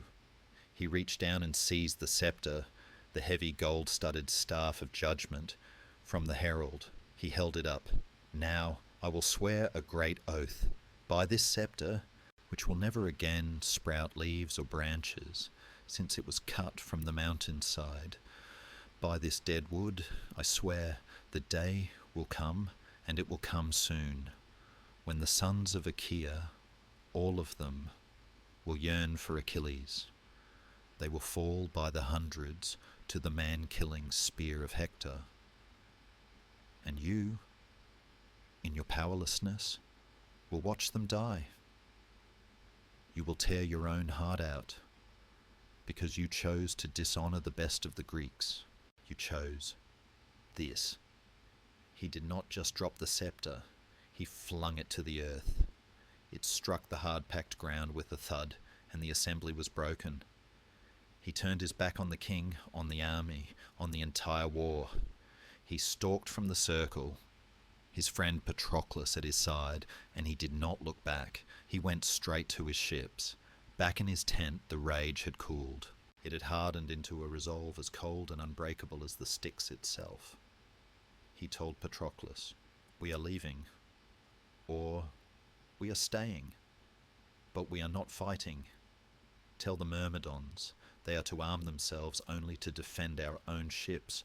Not one man will lift a spear for Agamemnon. Let him see how long his war lasts without us." He sat on his camp bed, and he picked up his lyre, the one he had taken from the sack of Thebe, and he began to play. A shadow fell across the tent's entrance. Agamemnon, though stunned, was a king. His pride, once committed, could not be recalled. He had sent his heralds, Talthybius and Eurybates. They were good men. They were terrified. They stood at the entrance, afraid to enter, afraid to speak. Achilles looked up from his lyre. He saw their fear. "Come in," he said, his voice surprisingly gentle. "It is not you I blame. It is your king who sends you on this fool's errand. He is a madman, lost in his own pride." He turned to his friend, Patroclus. "Go and bring her out." Patroclus did as he was bid. He went into the inner part of the tent, and he led Briseis out. She was weeping, not with loud cries, but with the silent shaking grief of one who is powerless, who is being passed from one hand to another, a piece of plunder once more. She looked at Achilles, her eyes full of confusion and fear. He did not look at her. He could not. To look at her was to see his honor, his time, being led away like a common animal. It was the physical manifestation of his shame. He just stared at the wall of his tent, his jaw set, his fingers clenching the wooden frame of his lyre. "Take her," he said to the heralds, his voice a low growl, "and be witnesses before gods and men of the day this king, this butcher, will need me, and he will find nothing." The heralds, their duty done, led Briseis away. She looked back one last time at the man who had been her captor and her protector, and then she was gone. The tent was empty. There was only Achilles and Patroclus. The sun began to set. The sounds of the vast dying camp, the coughing of the sick, The lowing of cattle, the distant ring of armour, seemed far away. The heart of the Achaean army, the force that had been its fire, its speed, and its terror, had just stopped beating. The greatest warrior in the world sat in his darkened tent. His armour, the glorious armour his father had given him, hung on its stand, untouched. His spear, the mighty Pelian ash that only he could wield, stood in the corner. They were now just objects, useless bronze, useless wood. The unbending heart of Achilles had turned to stone. And in this new, terrible quiet, he waited. He waited for the screams. He waited for the army to break. He waited for the world to come, begging, while the greatest of the Greeks sat in his darkened tent, his heart an unbending stone. He was not idle. His rage had cooled from fire to ice, and ice has a purpose. As the sun, the eye of the god Apollo, who had started all this, began to dip into the sea, Achilles went down to the shore. He walked past his black ships, the Myrmidons standing in silent, armed watchfulness. He stood where the waves broke, his feet in the foam, and he called for his mother. It was not a shout. It was a low, desperate plea, the sound of a son who, for all his godlike power, was still a child who had been wounded to his soul. The sea stirred. It did not part, but rather deepened in one spot, and from the violet, darkening water she rose, just as she had at his birth. Thetis, the silver-footed nymph, her skin like pearls, her eyes holding the ancient sorrowful knowledge of the ocean. She came to him, her form mist and water, and she cupped his face in her immortal cool hands. She saw his tears, not tears of weakness, but the hot, bitter tears of profound, absolute dishonour. He told her everything. He told her of the 9 years of his work, the cities he had burned for Agamemnon, the plague, the assembly, the arrogance of the king, and then, his voice breaking, he told her of Briseis, his Geras, his honour, led away like a common beast. "Mother," he said, his voice a low, dangerous growl, "if I am to die young, if my thread is truly so short, then Zeus himself promised me honour, and that man, that king of nothing, has stripped it from me. He has shamed me, and in doing so, he has shamed you, and he has shamed the god who fathered you." He gripped her wrists. "You must go to Olympus, find Zeus, remind him of the time you saved him, when the other gods would have bound him in chains. Remind him of that debt, and ask him, beg him, for one thing." "What, my son?" she whispered, her heart breaking. "Ask him to grant the Trojans victory," Achilles hissed. "Ask him to give Hector the strength of a god. Let the Trojans push the Greek army back from the walls, back across the plains, back until their heels are in the sea. Let them be pinned against their own ships. Let the fires of Troy touch the hulls of Agamemnon's fleet. Let them die in heaps until that dog-faced king, until that entire cowardly army realizes what they have lost. Let them come on their knees to this tent, begging for my return, and let them bring my honour, her, with them." Thetis, who saw the short, bloody future, wept, but she would deny her son nothing. She dove back into the sea, and she ascended to the peaks of Olympus. She found Zeus, the cloud-gatherer, on his golden throne, apart from the other gods. She knelt. She did not speak. She simply touched his knees and cupped his chin, the ancient gesture of the suppliant, and she told him her son's story. Zeus was silent for a long time, for he knew this request would split the heavens. It would set his own wife, Hera, who hated Troy, against him. But the debt was real, and the honour of a demigod His demigod was at stake. He nodded a single slow inclination of his divine head, and all of Olympus, the very foundations of the world, shook. The pact was sealed. Down on the plains, the next day dawned. The Greeks, having returned Chryseis, saw that the plague had vanished. The air was clean, their strength returned, but their heart, Achilles, was gone. In the king's council, puffed up with a false, desperate bravado, they decided they would show him. They would show the world they did not need one arrogant, prideful warrior. Agamemnon himself put on his finest armor. Diomedes, Odysseus, the great Ajax. They marshaled the army, and with a great, hollow-sounding roar, they advanced on Troy, the Trojans seeing the sea of bronze coming, but not seeing the blazing, fearsome form of Achilles at its head, felt a new kind of hope. Hector, their prince, their protector, ordered the great gates to be opened.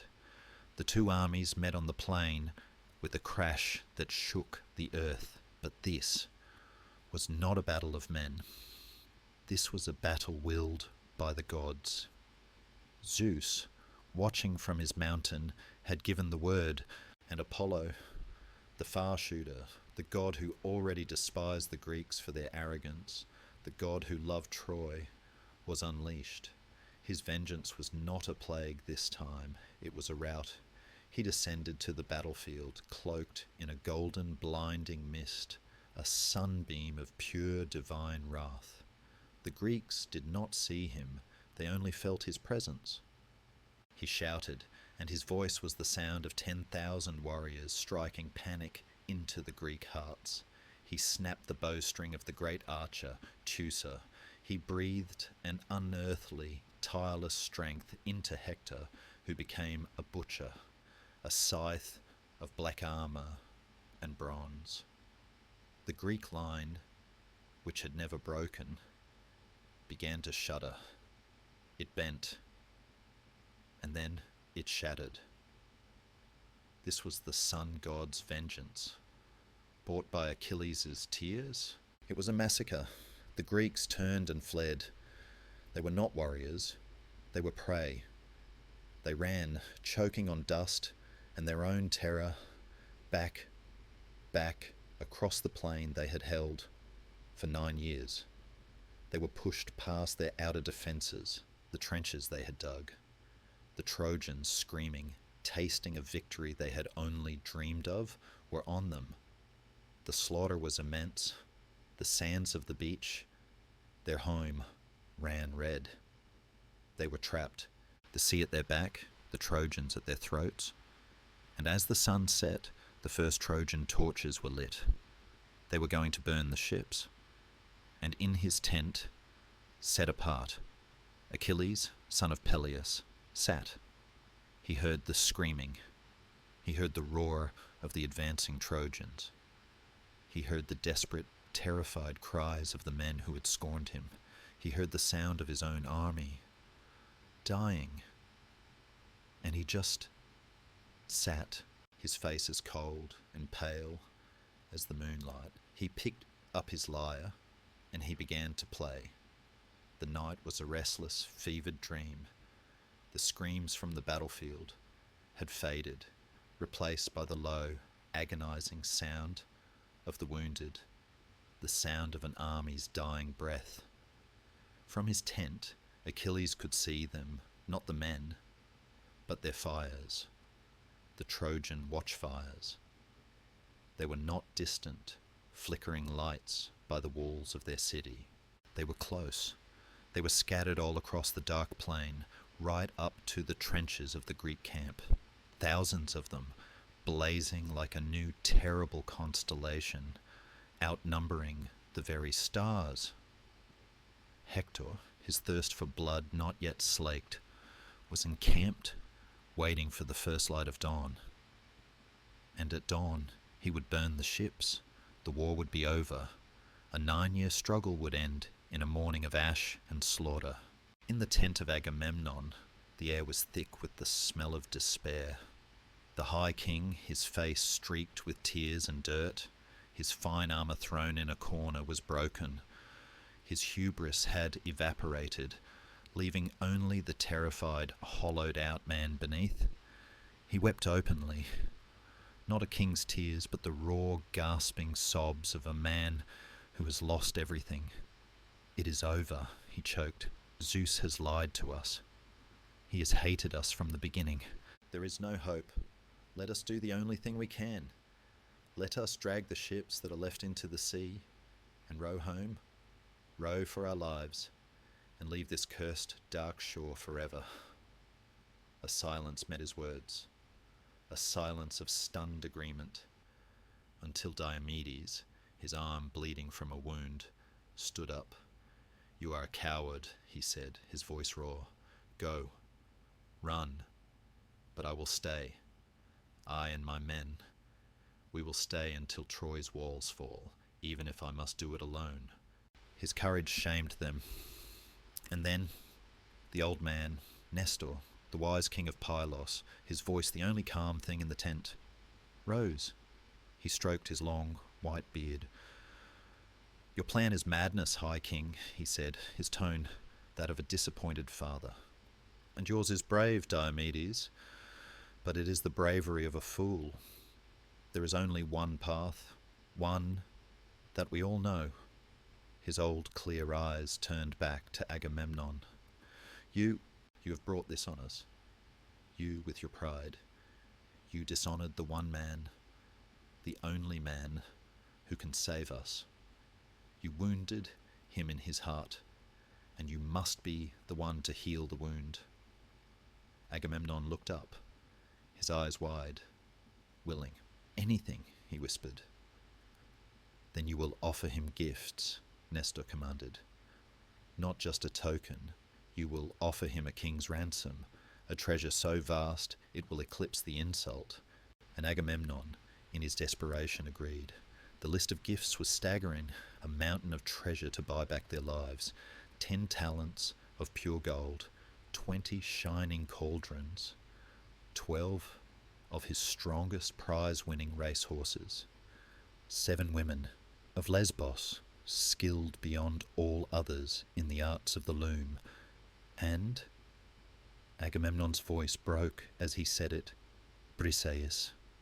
I will send her back to him, and I will swear a great and terrible oath to the gods that I never touched her, that she never entered my bed. She is as he left her." And he offered one of his own daughters in marriage with a dowry of 7 cities. The gifts were set, but who would carry this plea? Who would dare to enter the lion's den? Nestor chose them.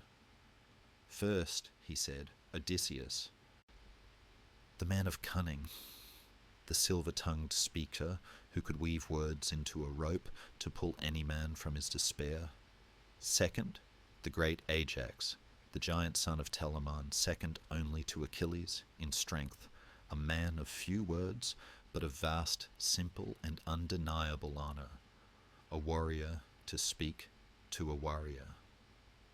And third, Nestor's gaze softened, Phoenix, the old man who had been Achilles' tutor, who had fled his own home and been taken in by Achilles' father, Peleus, the man who had held Achilles as a child, who had fed him and taught him, who loved him as a son. The 3 men, the fox, the lion, and the father, walked out of the king's tent. They walked in silence along the dark, sounding shore. The sea. Achilles' mother whispered beside them. The Trojan fires blazed in front of them. The groans of the dying were behind them. They passed the silent, watchful Myrmidon guards, who did not stop them, and they came at last to the tent. It was not dark.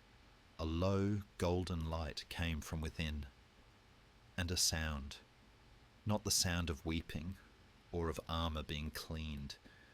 It was the sound of a lyre. They paused at the entrance. They saw him. He was not the enraged demigod. He was not the sulking child. He was calm. He sat, relaxed, on a chair, and in his hands was a beautiful silver inlaid lyre, the one he had taken from a city he had burned. He was singing, his voice low and clear. He was singing the clear Andron, the glorious deeds of heroes of old. Beside him, in the shadows, sat Patroclus, his face grim, waiting. Achilles looked up. His song stopped. And he saw them. A look of genuine, profound surprise crossed his face. He stood up, a motion of perfect, fluid grace. And he smiled, a true, welcoming smile, for he was the student of Chiron. Whatever his rage at their king, these men were his friends. They were heroes, his brothers in arms. "Welcome," he said, his voice warm.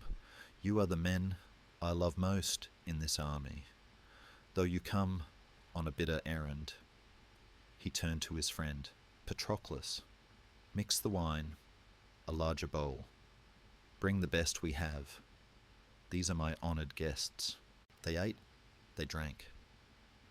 In the quiet of the tent, the laws of Xenia, of hospitality, were observed, but the food was tasteless in their mouths, the wine heavy.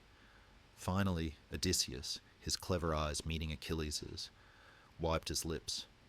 He raised his cup, and he began to speak. He spoke with all his cunning. He painted a picture of the horror on the beach, the ships, the Trojan fires. He was logical. He was precise. He laid out the fear, the desperation, the shame of their near defeat. He appealed to Achilles' pity for the common soldiers, the men who were dying for a king's mistake. And then he listed the gifts. He was a merchant, a lawyer, reading an invoice. Every item, the gold, the horses, the women, and then, "Briseis, Lord Achilles, he will return her and swear the great oath, and he will give you his own daughter." He finished, his voice full of a persuader's hope. "Take the gifts, but more, take the glory. Save us. Save yourself from a life of regret, for the day will come when you wish you had, and it will be too late." A heavy silence fell. Achilles did not move. He just stared into his wine. Then the old man, Phoenix, shuffled forward, his eyes already brimming with tears. He knelt. He grabbed Achilles' knees, the gesture of a suppliant. "My son," he wept, "my child, the child I raised.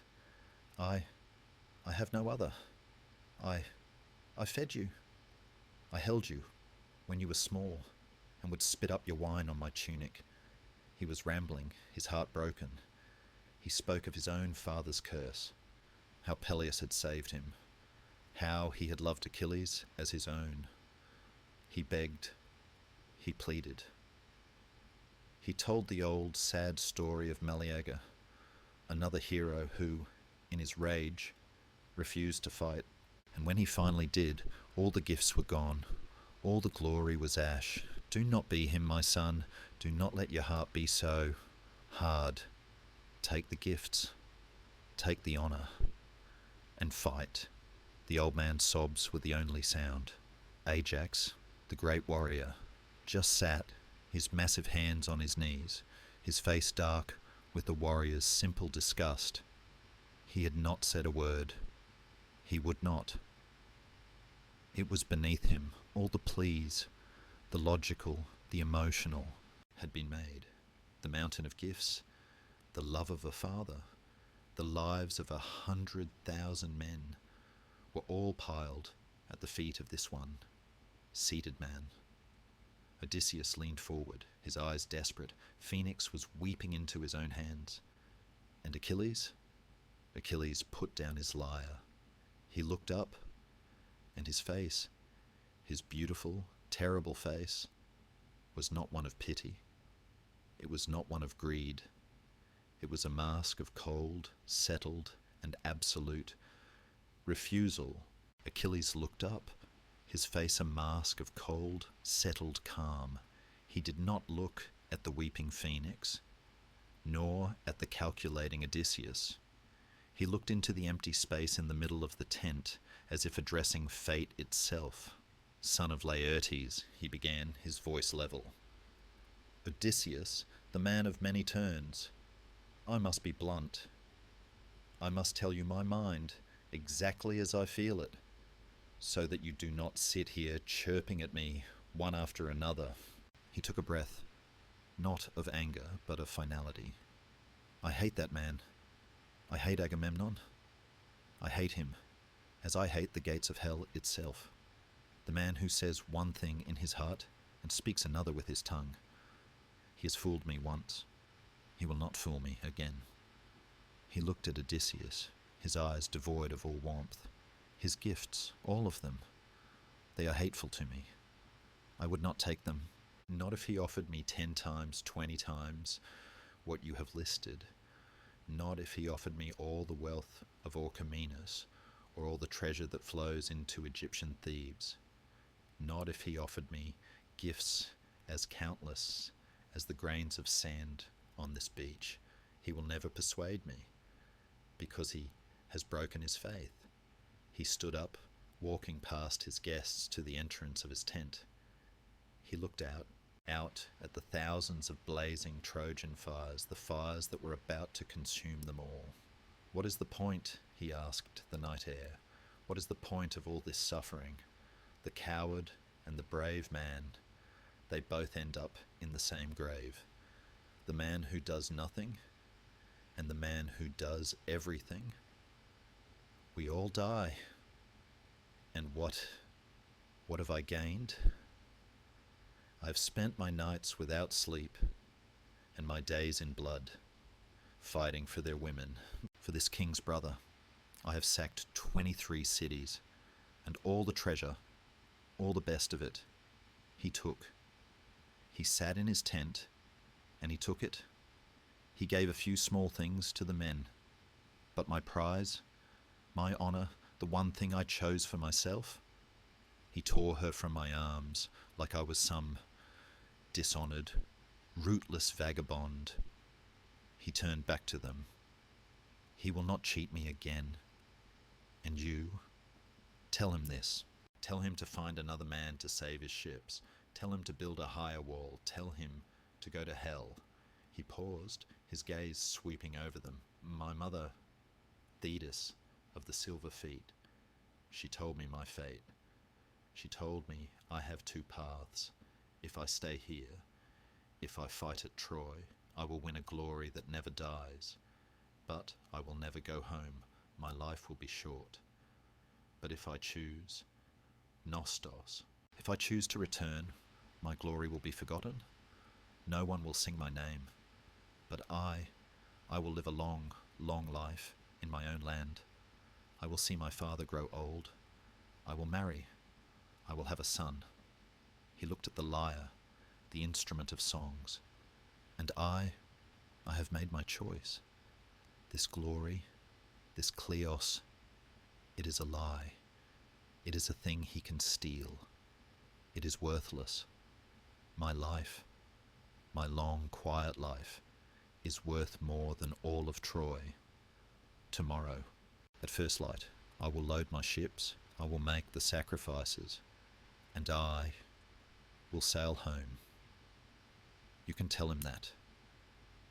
You can tell him that if he is not already dead by morning, he can look out at the sea, and he will see the sails of Achilles going home." He then turned to the old man Phoenix, who was still weeping.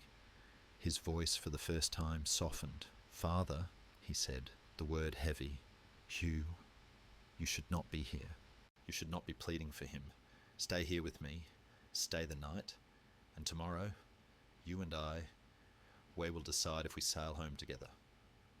But do not try to change my mind with your tears. I will not. My heart is set." Finally, he looked at the last man, the giant Ajax, who had sat silent, his face a thundercloud of simple soldierly shame. Ajax, seeing It was over, finally stood, his voice a low rumble of disgust. "Let us go, Odysseus," he growled. "This is useless. We must take this answer back, hard as it is. He has filled his heart with a savage, inhuman rage. He has no pity. He does not care for the philia, the love of his comrades, the very men who honoured him most. He is pitiless." Achilles met the giant's gaze. He did not flinch.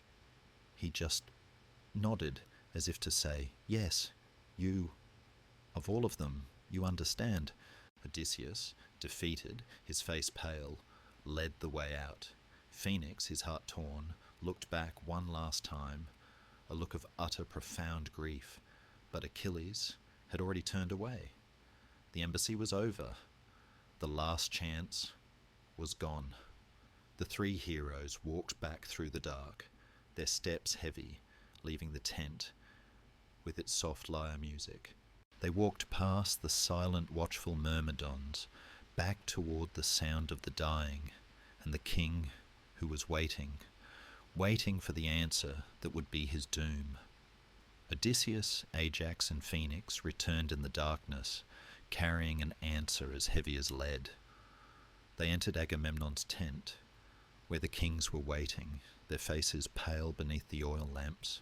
When Odysseus recounted Achilles' unbreakable oath, his rejection of all gifts, and his decision to choose a long life over short glory, a silence fell. It was worse than any shout. Agamemnon, who had staked the lives of the entire army on Achilles' pride, collapsed. Tears flowed again, but this time they were not tears of remorse. They were the tears of absolute paralyzing terror. He understood that their fate was sealed. "It is over," he choked. "He will leave, and we will die here." However, in that tent of despair, one person was not despairing.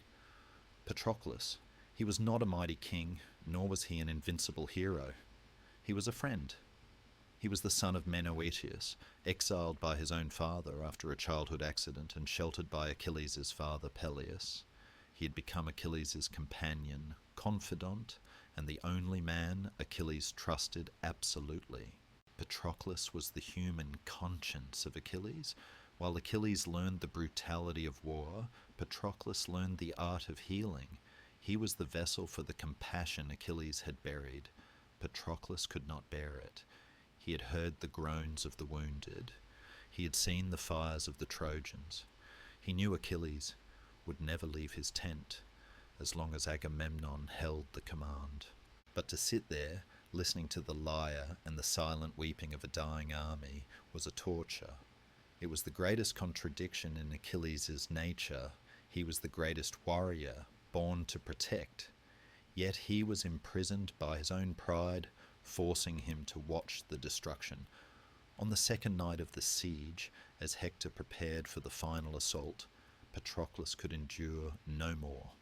He went to Achilles, his face stained with tears. He was not crying out of fear for himself. He was crying for the others. "Achilles," he said, his voice trembling, "this is the price of your rage. You are winning, but your victory is destroying us. The ships are burning, the kings are wounded. Diomedes, Odysseus, they are falling.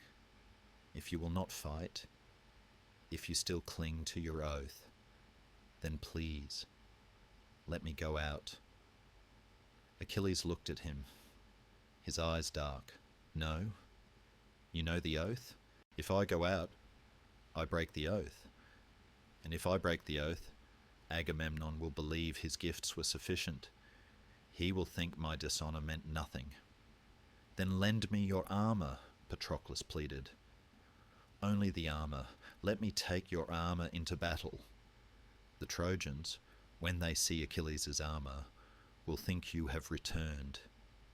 They will panic and retreat. They will give this army a chance to breathe. They will fall back from the ships.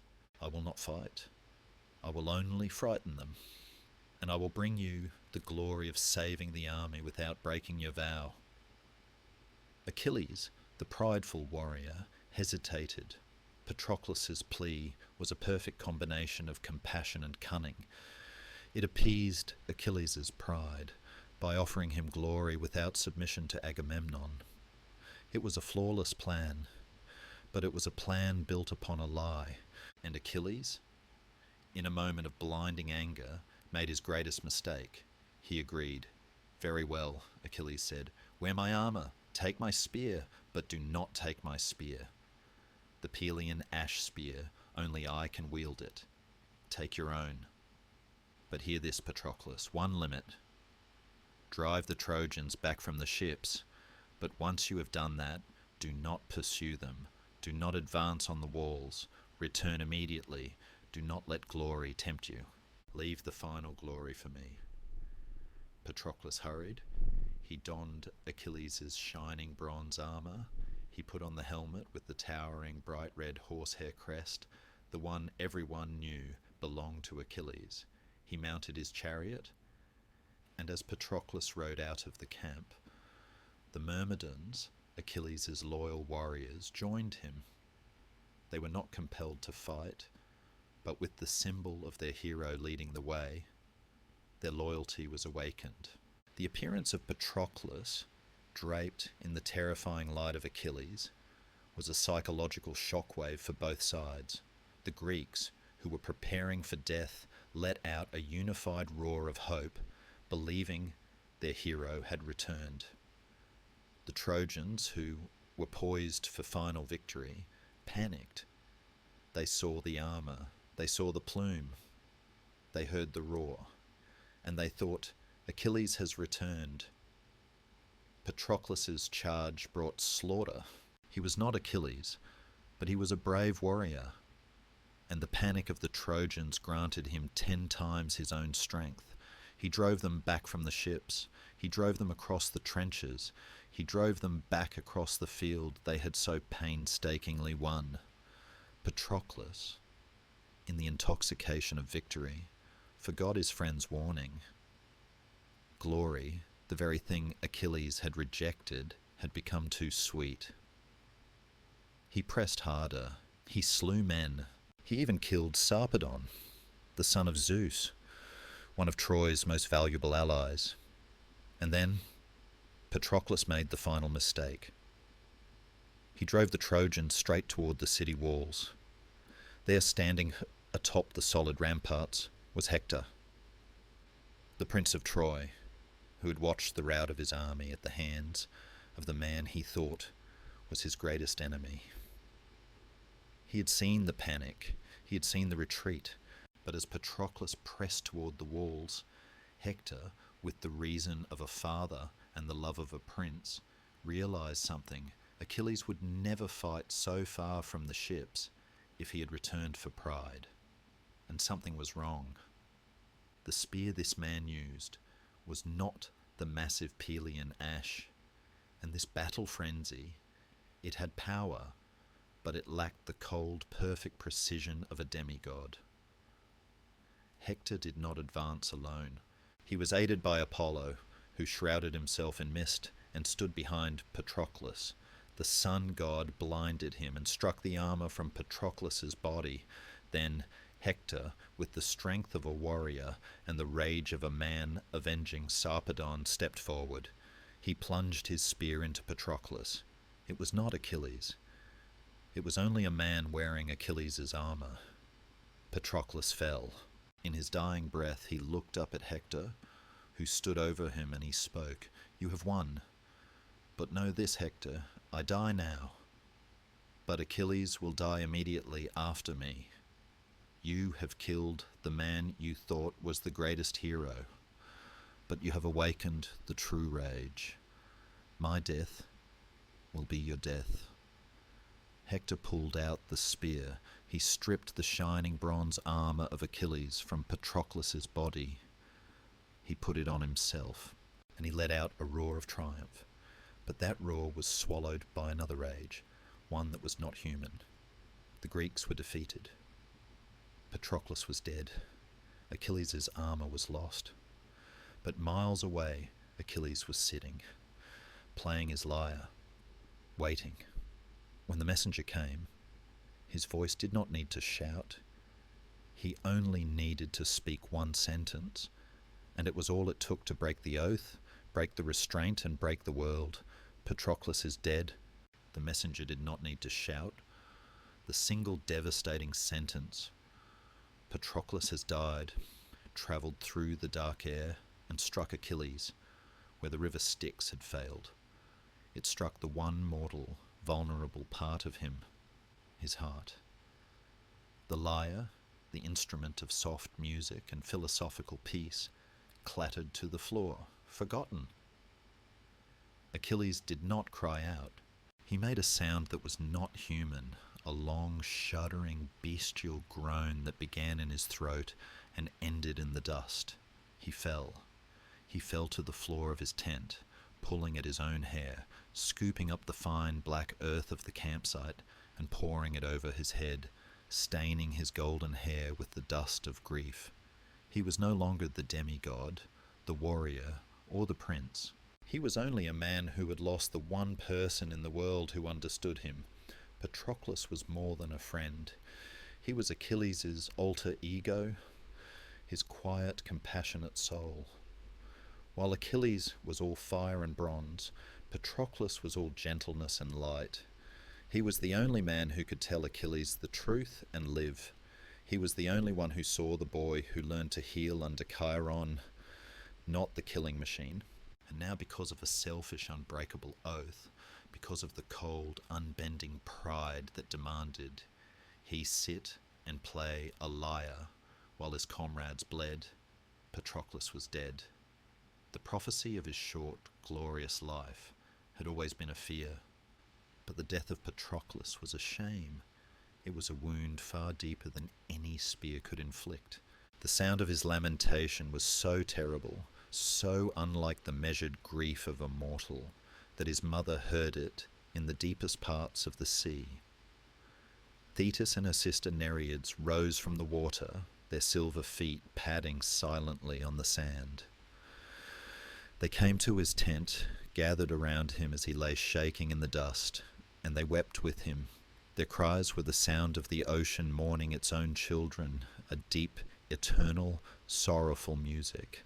"My son," Thetis cried, holding his shaking body, "why do you weep so bitterly?" The request was granted. "Zeus has given the Trojans victory. Your honor is restored. Agamemnon is broken. What good is this sorrow to you?" Achilles lifted his face, his eyes red and bloodshot, filled with a terrifying, calm resolution. "Mother," he whispered, "my glory is no longer a concern. My honor is less than nothing. The man I loved most, the man I failed, is dead. They killed him. Hector killed him. He stripped my armor from his body and wears it now as his own insolent trophy." He stood up, towering over the grieving nymphs. All his pride, all his previous rage against Agamemnon had been transferred and magnified tenfold. It was now a singular, pure, and absolute thirst for vengeance against one man. "I will not live," Achilles stated, his voice now flat, emotionless, and therefore more frightening than a roar. "I will not return home to a long, quiet life. My two fates, they have merged. I will go to Troy. I will kill Hector. I will take my revenge. And then, and only then, will I accept my own death. What good is a long life when there is no joy in it?" Thetis knew. She looked at his face, and she saw the finality of his choice. The man who sat playing the lyre had chosen life.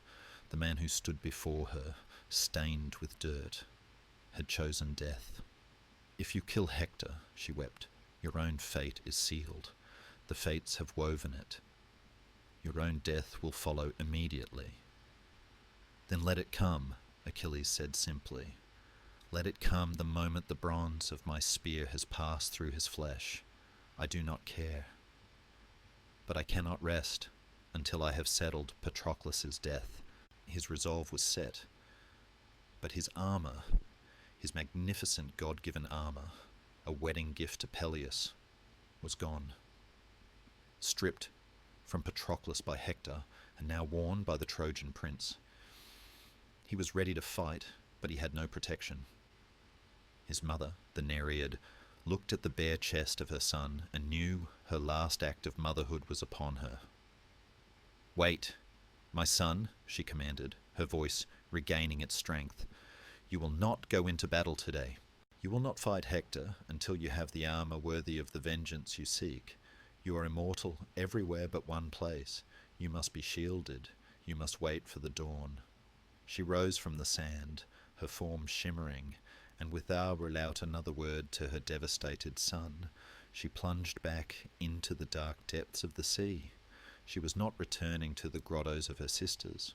She was travelling to the very edge of the known world, to the forge of the one god who owed her a favour, the one god who had the power to make a shield that could turn back the tide of fate itself. She was travelling to the workshop of Hephaestus, the crippled god of fire, the divine smith of Olympus. She would appeal to his pity, his artistry, and his love for the mother who had saved him once. She would ask him to make the armour that would not only protect her son's body for one last battle, but would also contain in its shining bronze the whole beautiful, terrible world that her son was about to leave behind. Thetis plunged into the sea, descending through the dark, pressure-filled water, past the familiar grottos of her kin, towards a realm only gods could endure. She was not seeking the silver beauty of her sister Nereids. She sought the grim, functional grandeur of the god of the forge. She travelled to Mount Olympus, not to the golden halls of Zeus, but to the foot of the mountain where Hephaestus, the son of Hera, kept his workshop. This was a place of roaring fire, of hammering cyclopes, and of smoke that smelled of sulphur and iron, the scent of creation and terrible heat. Hephaestus, the divine artisan, was the god of fire, of smiths, and of volcanoes. He was the most physically hideous of the gods, lame and scarred, having been flung from Olympus in a fit of divine rage. But his hands were pure magic. They could shape metal, like clay.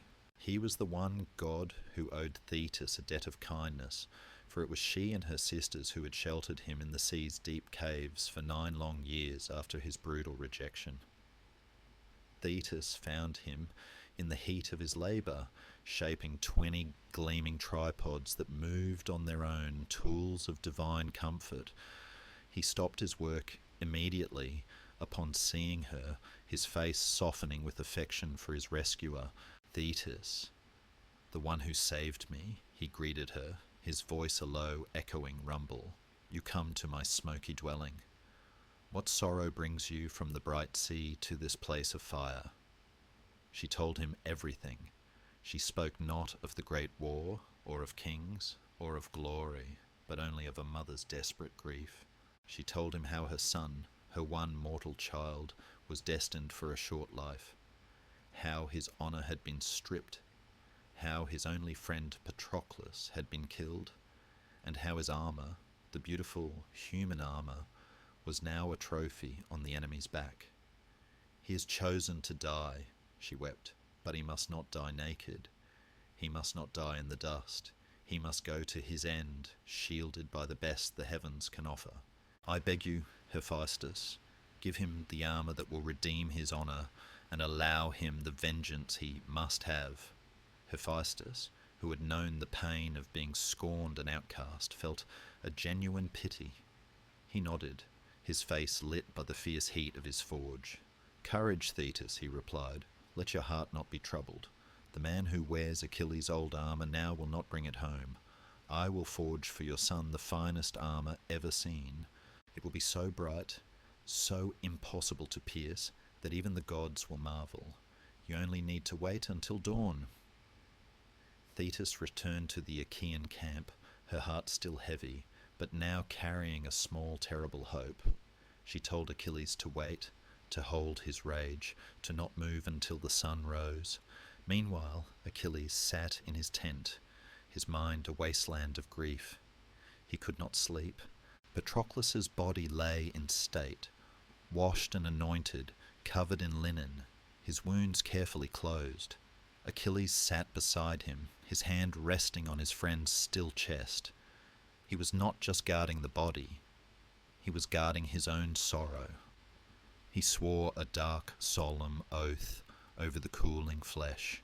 He would not wash his body, he would not drink wine, he would not eat food until he had taken his full revenge and given Patroclus the proper funeral rites. He would, in effect, become a dead man himself until his debt was paid. The hours of the night dragged on, heavy with the silent grief of the camp, and then, as the first pale light of the pre-dawn world touched the distant Trojan walls, Thetis arrived. She did not come empty-handed. She brought the fire of the gods with her. She carried the newly forged armour. It was not mere bronze. It was a metal of unearthly splendour.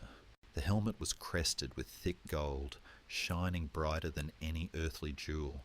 The breastplate and greaves were so perfectly moulded they seemed to flow like water, yet were as hard as adamantine.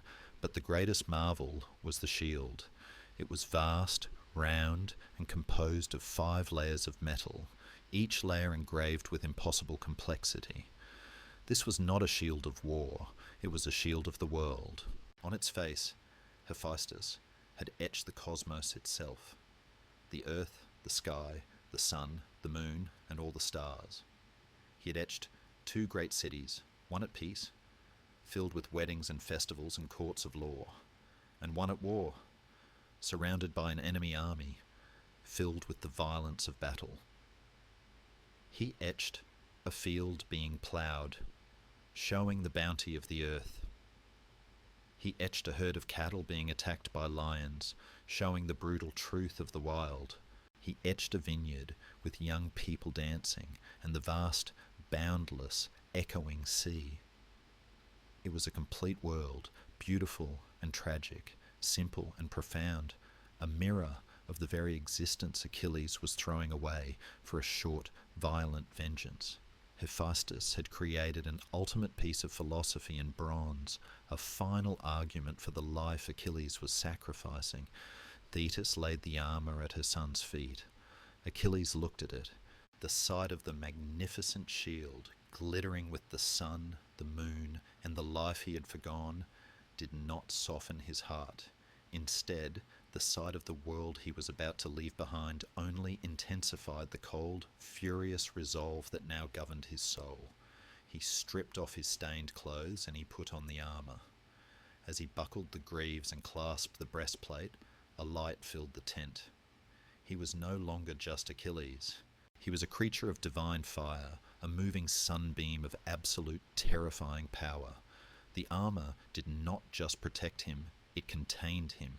It contained the rage of 2 gods, Zeus, who had allowed the war to turn, and Hephaestus, whose fire was now his skin. Achilles picked up his great spear, the Pelian ash, the one only he could wield, the one Patroclus had wisely left behind. He was armed, he was avenged, and he was ready to commit his final, desperate act. The light that erupted from Achilles' tent was not the gentle gold of the rising sun. It was the sharp, blinding white of divine metallurgy. He stepped out, and the entire Achaean camp fell into a stunned silence. They saw the man who had been a sullen prisoner of his own rage, and they saw him transformed into a terrible, glorious vision. The armour was more than protection. It was a statement. It was Hephaestus's masterpiece, a moving, shimmering, impossible shield of fire and gold, catching the dawn and throwing back the reflection of the terrified army. The crest on his helmet, thick and towering, burned like a small private sun.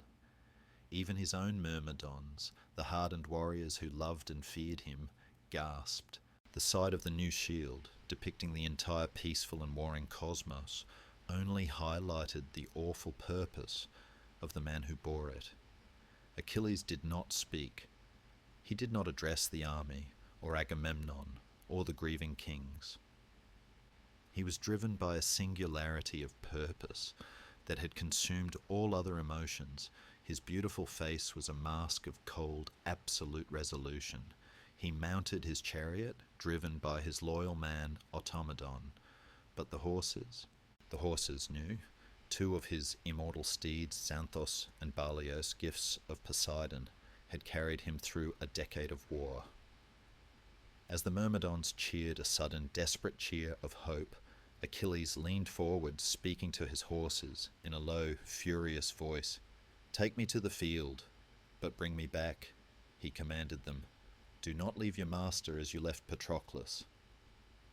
And the immortal horse, Xanthos, answered him. A low, resonant voice, the sound of wind over stone, spoke from the horse's throat, a prophecy delivered with a deep, sorrowful sigh. "We will carry you swiftly, mighty Achilles. We will bring you back safe to the ships this day, but your death is near. It is not our fault, but the fault of a great god and a mortal man." Achilles did not flinch. He did not ask for details. He only looked at the horse and replied, his voice flat with acceptance. "I know my fate. I have chosen it. I came here to die, and I will not stop until my debt is paid." He lashed the horses. The sound of their hooves, the rumble of his chariot, was the only answer he needed. The gates of the Achaean camp had been breached by the Trojans, who were now fighting among the ships, setting fire to the black holes. The Greeks were on the edge of destruction. Then, in the midst of the chaos and the smoke, they saw him. They saw the golden light, the unmistakable towering figure of the man who had returned. The sight had a magnetic, instantaneous effect. The Greeks, who had been dying by the hundreds, let out a unified guttural roar of relief and renewed fury. The Trojans, who had been on the cusp of total victory, saw the golden figure and thought, "The gods have cursed us." They did not need to be told it was Achilles. The light itself was a name. The massacre that followed was not a battle. It was the unleashed, final rage of a demigod. Achilles drove his chariot through the Trojan lines like a thunderbolt through a storm. He did not look for tactical advantage. He looked for the thickest knot of the enemy, and he drove through them, his spear a blur of motion. The Trojans, their morale shattered by the appearance of the man they thought they had chased away, scattered before him. He was relentless, driven by the cold, heavy knowledge of Patroclus's death.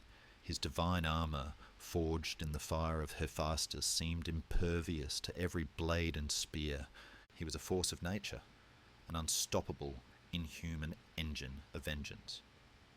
He did not take prisoners. He did not pause. His only purpose was to drive the Trojans back across the plain, back from the ships, back to the safe, impossible haven of their walls. And then at the end of the day, he would find the one man he sought. The Trojans were routed. They fled, throwing away their shields, trampling their own wounded, desperate to reach the shelter of their city. Achilles chased them, past the trenches, across the blood-soaked plain, all the way to the river Scamander, the great river that flowed near Troy. And there he lost control entirely. The rage that had been focused on Hector suddenly broke its banks. The river, choked with the bodies of the men he had killed, the blood mixing with the clear water, seemed to scream a protest. He had defiled its waters. Achilles, in his frenzy, began to fight the river itself. He pulled men from the water, killing them on the banks. The river, a living god, Scamander, rose up in a terrible churning wave, the water turning to a frothing, angry mud, seeking to drown the warrior. The god river roared, its voice the sound of 1,000 waterfalls. Achilles, the son of the sea, fought back, his shield deflecting the current, his spear stabbing the water. But he was fighting a god. The river god wrapped his power around Achilles, pulling him down, trying to drown him, to crush him beneath the force of the deep. It was a battle between two forces of nature, the son of the sea and the power of the earth's currents. And for a terrible moment, Achilles, for all his invulnerability, was on the verge of being swept away, drowned by the very forces his mother had ruled. But before the river could consume him, two other gods intervened. Hera, who loved the Greeks, and Hephaestus, who had just forged the armour, sent fire. The fire god, with the full force of his volcanoes, sent a vast scorching flame that swept across the plain. It boiled the river.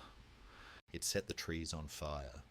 It caused the banks to smoke and crack. The river god screamed, a sound of agony, as his water was evaporated by the divine heat. Defeated, Scamander retreated, leaving Achilles standing, triumphant and smoking, on the muddy, cracked earth. The rage of the man had necessitated the war of the gods, and the entire time, amidst the slaughter, the burning and the chaos, Achilles had been searching.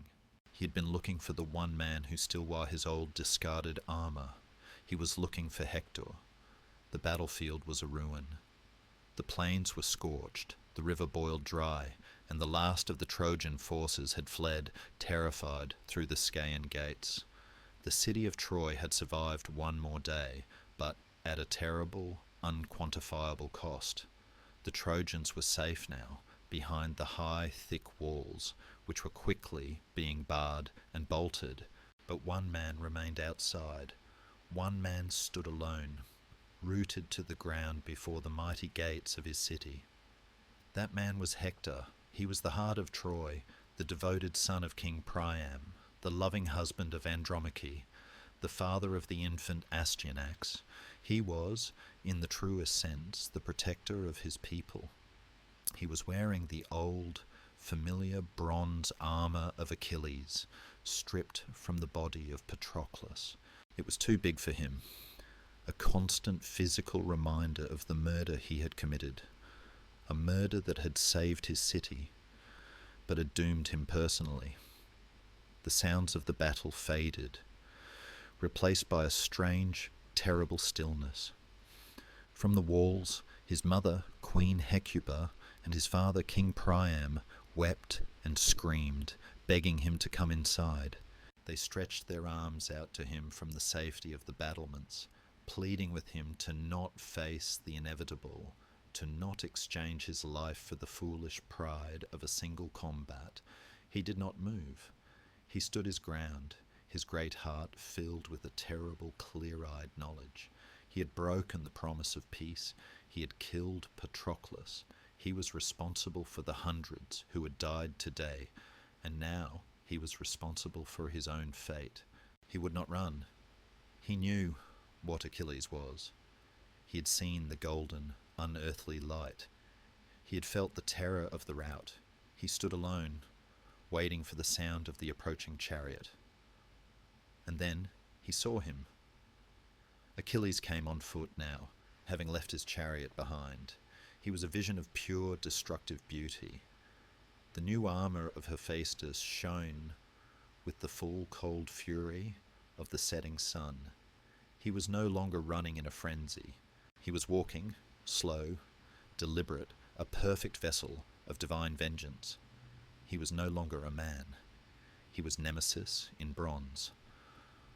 Hector felt the terror rise in his throat, a cold, sickening fear that turned his knees to water. He was brave, but he was mortal. And he was facing a man whom the gods themselves had armed and favoured. He looked at Achilles, and in a moment of pure human panic, his resolve broke. He turned. He ran. He ran not toward the safety of the gates he protected, but around the great encircling walls of Troy itself, and Achilles chased him. It was not a chase of cunning or strategy. It was a brutal, relentless display of absolute power. 3 times they circled the entire city, with the Trojans watching from the walls above, and the entire Greek army watching from the plain below. 3 times the immortal legs of the demigod chased the mortal legs of the prince. The race was an agony for Hector, his breath burning in his chest, the heavy, ill-fitting armour of his dead foe weighing him down. He ran past the watchtowers, past the springs, where the women of Troy did their washing in times of peace, a bitter mocking memory of the life they had both lost. The gods watched, their wills divided. Zeus, the king of all, looked down with pity on Hector, the man who had always been so pious, who had made him so many sacrifices. He considered intervening, saving him, but the wise, powerful, determined goddess Athena, Achilles' eternal patron, stopped him. "Do not save him," she insisted. "His fate is sealed. Do not deprive Achilles of the glory he has purchased with his own life." Zeus sighed, a deep rumble that shook Olympus. The threads of Hector's life, which had been weighed by the gods, had been found wanting. The end had come. Athena descended. She went to the desperate, fleeing Hector. She took the form of his dearest brother, Deiphobus. "Brother," she called, her voice full of false encouragement, "let us stand together. Let us turn and fight him." Hector, his strength failing, his heart uplifted by the sight of his loved one, stopped running. He turned, facing the pursuing golden light of Achilles. "Now!" Hector shouted, his voice regaining its kingly authority. "Before we fight, let us make a sacred pact. The one who wins will not defile the other's body. He will return the body for a proper funeral. Let us honor the dead." Achilles stopped 10 feet from him. He raised his spear, and his answer was a terrible rejection of all honor and pity. "Hector," he spat, his voice cold and flat, "there are no pacts between men and lions. There is no friendship between wolves and lambs. Do not talk to me of honor. You took my friend. You took my honor. There is nothing now but the final, terrible debt. Turn and face your death." The duel began. Hector threw his spear first, a desperate, powerful thrust. It struck the center of the shield of Hephaestus, and it bounced away with a sharp, clear ring, deflected by the force of the gods. Hector stood, momentarily helpless, and looked for his brother, Deiphobus, to hand him a new spear. But his brother was gone. There was only Athena, laughing, a cruel, cold sound. Hector knew then. He had been deceived. He was alone. But Hector, the truest heart of Troy, would not die running. He drew his massive sword, a grim smile of finality on his face. "If I must die," he roared, charging the golden figure, "let me at least die with honor, not without a struggle." Achilles did not charge. He watched the final desperate rush of his foe. He knew the chink in the heavy armor Hector was wearing. The old armor, his own armor, the throat, the small soft spot where the collarbone meets the neck. As Hector rushed him, Achilles lunged with perfect, terrifying, cold precision. The great heavy spear of Pelian ash, the one only he could wield, found its mark. It passed through Hector's throat, but did not sever his windpipe, leaving him alive enough to speak, to know his end. Hector fell in the dust. The victor stood over him. "Achilles," Hector whispered, blood bubbling from his mouth, "by your own life, return my body to my parents. Let them mourn me properly." Achilles' answer was the last most cruel act of his menace, his divine rage. "Dog," he snarled, "do not beg me. Not if your parents offered me 10 times the gold, I would not give you up. I wish I had the fury to cut your flesh and eat it raw myself. Your body will be food for the dogs and the birds of this plain." Hector died then, his spirit passing with a deep, shuddering sigh, and the light faded from the sun. The great defender of Troy was dead. Hector was dead. The silence that followed was heavy, a profound and terrible relief for the Greeks, and a bottomless despair for the Trojans. But for Achilles, the true purpose of his return was not yet complete. Vengeance, like the sea, is a dark, restless thing that demands more than simple blood. He stood over the body of his greatest foe, the man who lay dead in his own discarded armour, and the rage that had driven him across the plain had not abated. It had become a terrifying ritual. He stripped the splendid armour of Patroclus from Hector's cooling body. It was his property, it was his honour, and it had to be reclaimed. He gave the armour to his myrmidons as a trophy, but the body of the Trojan prince, the man who had brought him such grief, was reserved for a deeper, more brutal dishonour. He took his knife and he slashed the tendons of Hector's feet, the ankles that had just carried him in that agonizing, futile race. Then he threaded a thick strip of leather through the severed flesh. He fastened the leather thongs to the back of his chariot. Achilles mounted his vehicle. He looked down at the dead man, whose face, even in death, carried the noble lines of a king, and he gave the order. He lashed his horses. The great immortal steeds, Xanthos and Barlios, who had just prophesied his own death, sprang forward. And the body of Hector, the prince of Troy, was dragged. It was dragged through the dust and the blood of the battlefield, across the hard, rough ground he had fought so bravely to protect. The head, once crowned with a noble helmet, was left to be bruised and marred by the stones. The beautiful, strong body was reduced to a horrifying, sprawling effigy of defeat. The Greeks who had cheered his victory watched in stunned silence. Even they, hardened by years of war and loss, were appalled by the sheer, unbridled savagery of the act. This was not the act of a warrior, it was the act of a brute. It was the moment that the divine rage of Achilles, the menace, transcended the realm of heroism and plunged into the abyss of sacrilege. It was a violation of the deep, unspoken laws of war and honour.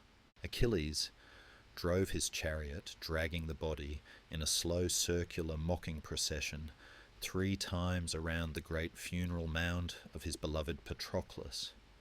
It was a terrible, silent speech to his dead friend.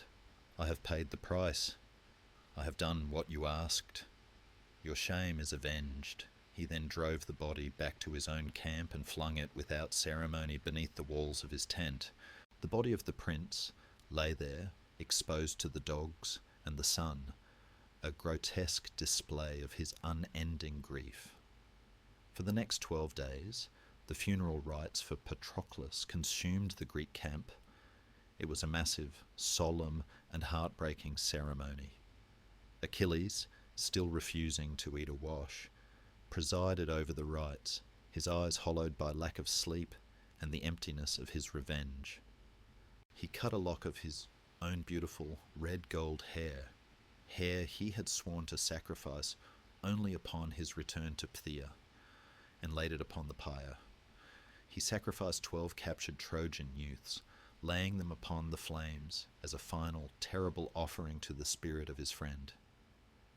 But even as the pyre burned, reaching to the sky, and the ashes were gathered into a golden urn, Achilles could not find peace.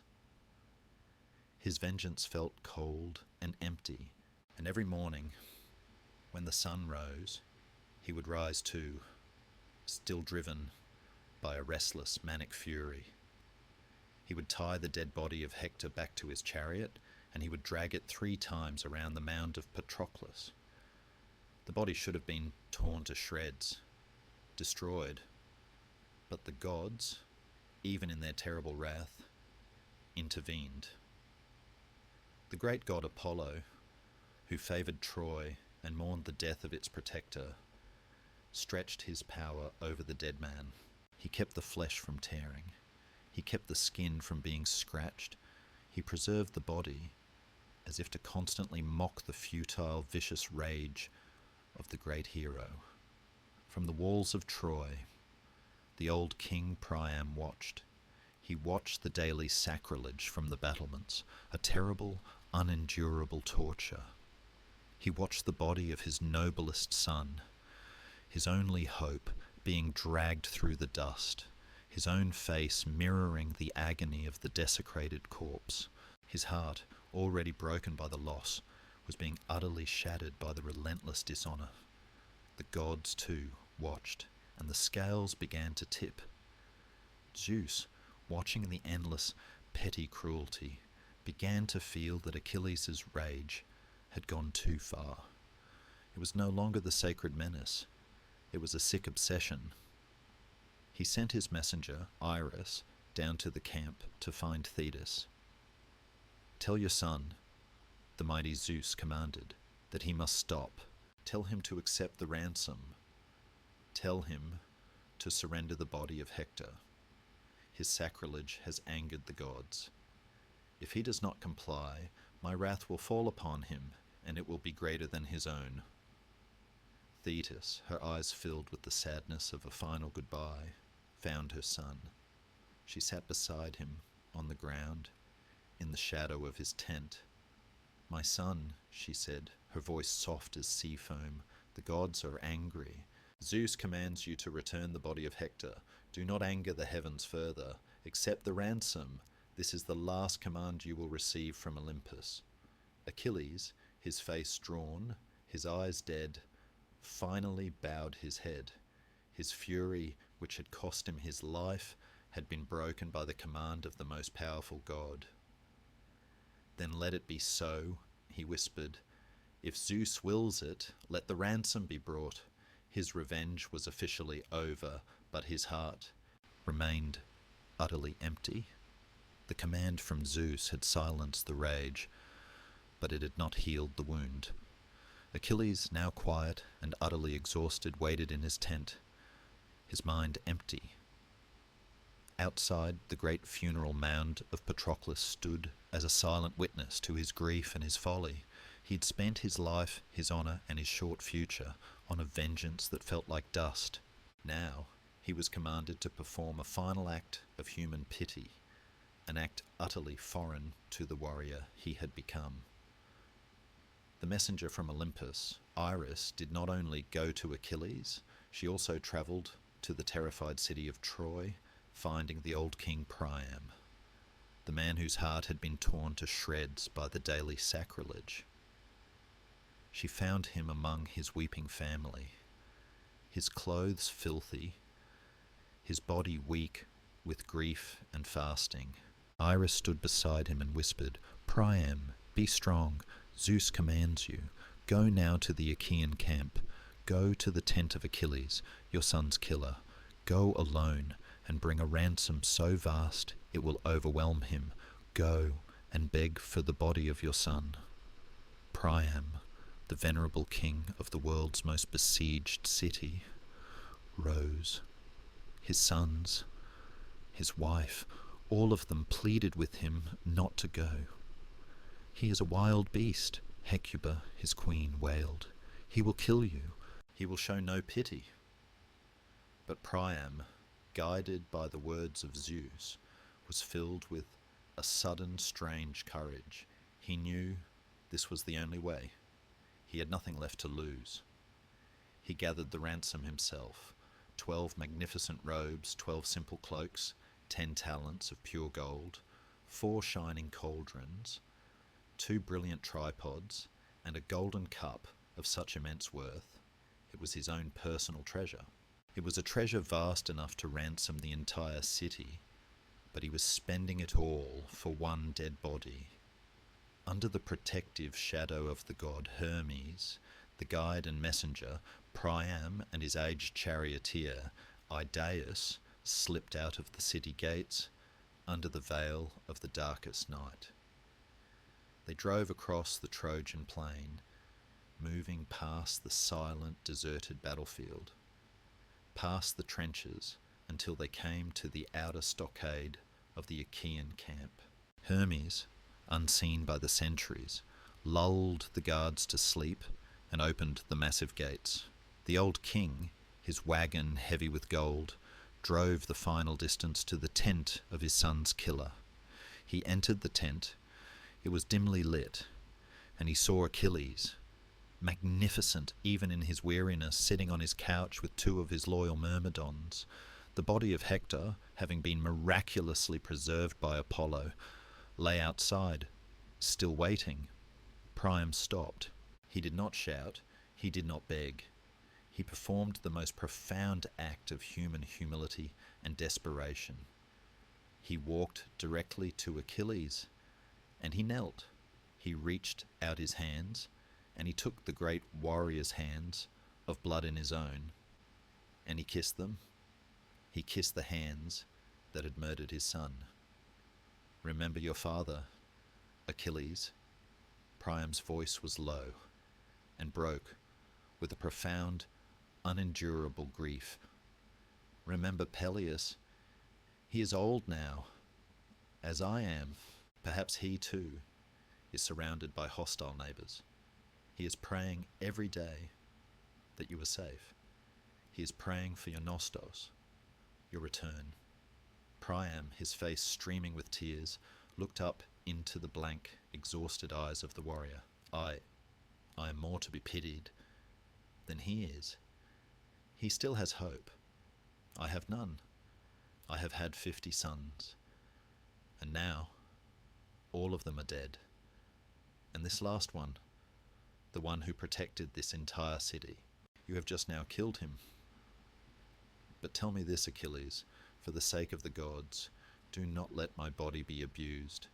I have come to the tent of my son's killer, bringing a ransom that is beyond measure, to beg for the body of the man who saved my people.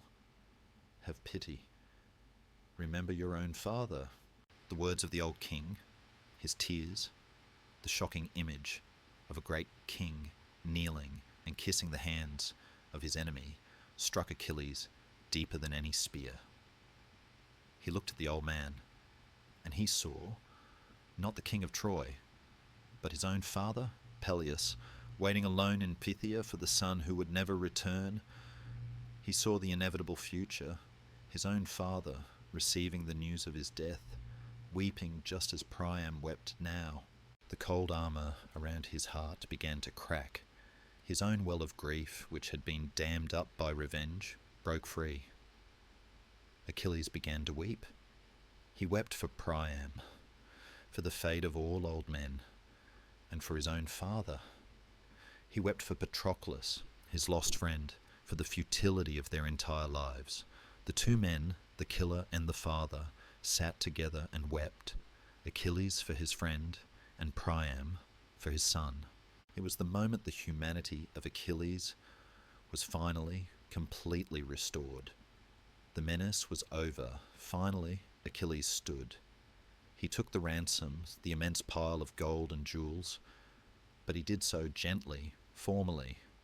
"Rise, old man," he said, his voice husky with emotion. "You have borne a great sorrow. Your courage is magnificent. I will grant your request." He then ordered the body of Hector to be washed and anointed, carefully wrapped in the finest robes that Priam had brought as ransom, and placed gently in the chariot. "The sun is setting," Achilles told him. "Do not worry, old man. I will hold the fighting. You have 12 days to mourn and bury your son. For 12 days, the great war will stop." The old king, his son restored to him, turned the chariot and began the slow, heartbreaking journey back to Troy. Achilles stood and watched the two figures fade into the dark, watching the simple, true love of a father for his son. He knew that the moment he had shown pity, The moment he had allowed that man, that life to be honoured, his own death warrant was truly sealed. His revenge was paid. The long, quiet life was foregone. He walked back into his tent. He lay down on his couch, and for the first time since Patroclus's death, Achilles slept. It was a sleep of profound final weariness, and in his dreams, the Fates, those three ancient sisters, began to tighten the final threads of his own short life. His purpose was complete. The end was waiting. The 12 days of the truce were a time of deep, unnerving quiet for the Achaean camp. No trumpet sounded, no chariots raced across the plains.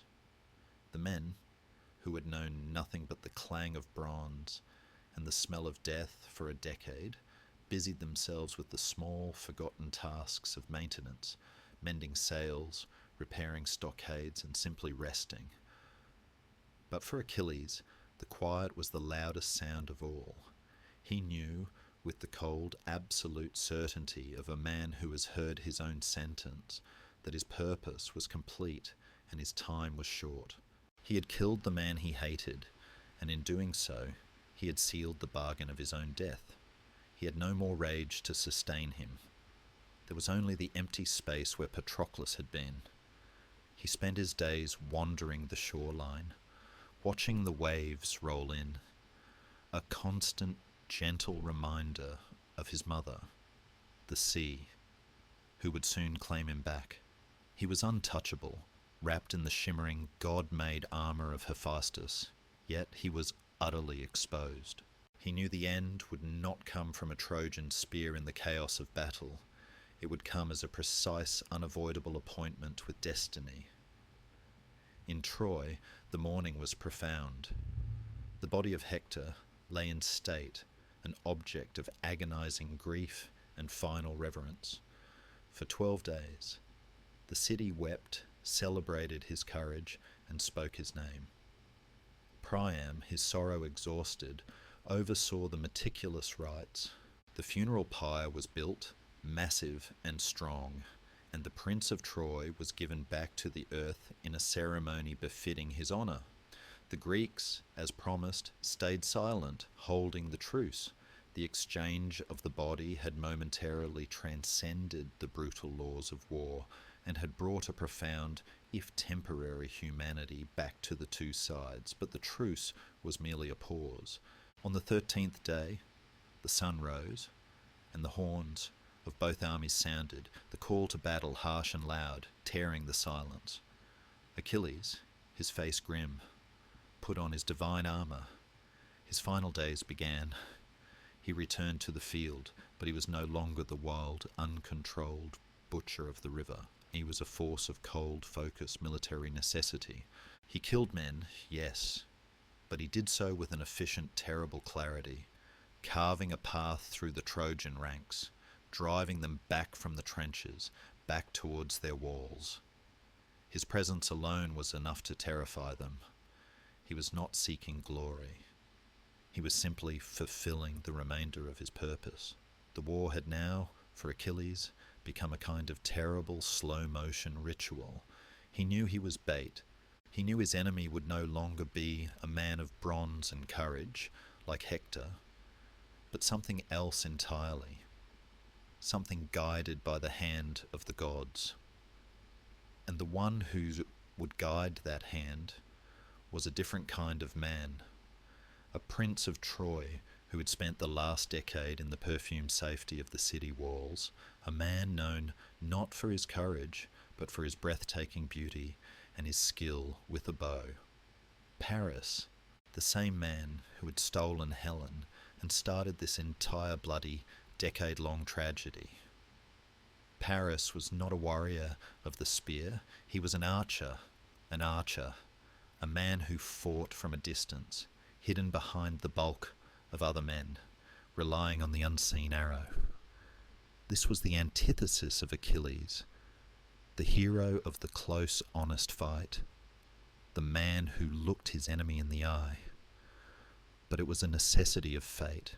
No honest spear, no mortal blow, could take down the son of Thetis. Only an arrow, guided by a god, striking the one small exposed piece of his mortality, would suffice. And the god who would guide that arrow was Apollo, the far shooter, the god who had sent the plague, who had aided Hector, and who had saved his body from further desecration. Apollo, whose sacred order had been disrupted by the chaos and arrogance of the Greeks, stood on the Trojan wall, cloaked in mist, his face cold with divine resolution. Achilles fought, moving always toward the Scaean gates, seeking the death he knew was near. He saw Paris perched high on the battlements, a bow drawn, his face tense, with a mixture of fear and the desperate resolve of a coward forced to face a god. Achilles paid him no mind. Cutting down the soldiers who tried to shield their prince, he pressed forward, invincible, a golden flash of divine fire against the grey stone of the walls. Paris let fly an arrow. It was a shot fired out of pure terror, a desperate, untrained release of a string. It flew, a small, inconsequential thread of death, but it did not fly alone. In mid-air, the arrow was intercepted, seized by the invisible hand of Apollo. The god himself took the tiny, meaningless weapon and guided it. He drew back the arrow's flight, corrected its trajectory, and then sent it forward again with the force and speed of a thunderbolt. The arrow did not strike the golden breastplate. It did not glance off the marvellous shield of Hephaestus. It flew under the protection of the ankle armour, past the bronze of the greaves. It struck the one single, tiny flaw in the hero's divine armour, the one place his mother's immortal hand had covered, the one part of him that remained soft and pink and mortal, the heel. The arrow was a whisper of fate, a tiny, almost invisible thing compared to the vast golden shield of Hephaestus. Yet, guided by the cold precision of Apollo, it found the mark. It struck the heel. It was not a spectacular wound. There was no bronze-shattering clang, no massive spray of blood. There was only a sudden, profound, sickening shock, the poison from the arrow, or perhaps the mere severing of the one mortal tendon that connected his body to the earth, acted instantly. The flow of power, the divine, endless energy that had sustained him, was severed. The invincible Achilles staggered. His great spear, the mighty Pelian ash, slipped from his grasp, falling to the ground with a soft, meaningless thud. The golden light of his armour, the divine fire that had terrified armies and boiled a river, seemed to dim, to shrink back into itself. He did not fall immediately. He stood there, transfixed, staring at the small black arrow protruding from his ankle. The world, which had been a rush of sound and fury for the past few days, suddenly became silent. He heard the cheers of the Trojans on the wall, the triumphant, desperate cry of Paris, but their voices were distant, muffled, like sounds heard underwater. His mind was utterly clear. He knew. This is it. The bargain was sealed. The prophecy was fulfilled. He had chosen glory over the long life, and his payment had just been extracted. He reached down, his powerful hand trembling, and grasped the shaft of the arrow. He pulled it free.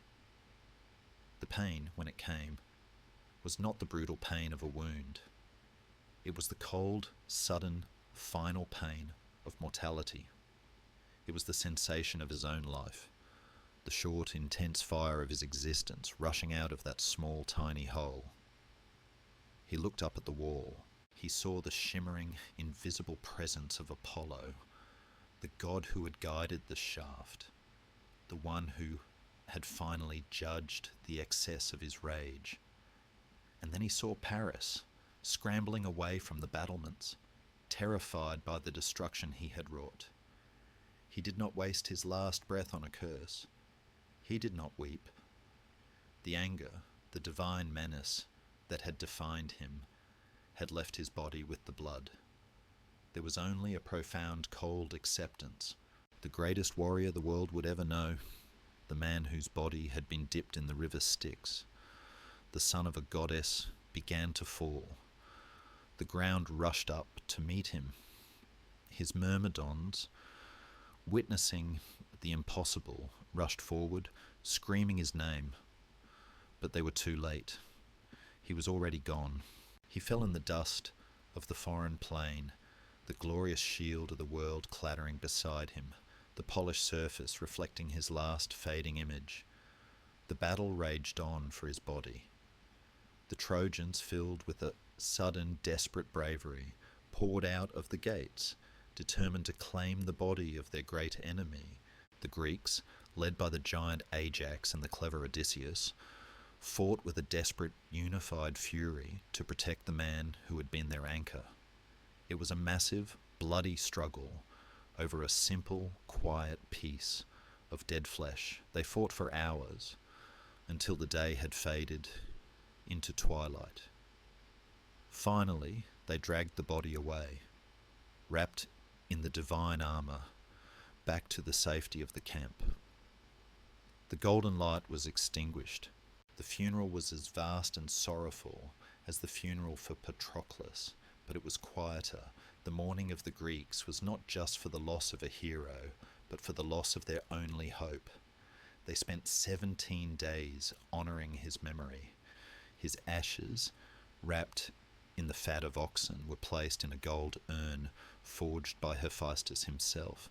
The urn was then buried, not alone, but beside the ashes of his dearest friend, Patroclus, fulfilling the promise of their companionship in life and in death.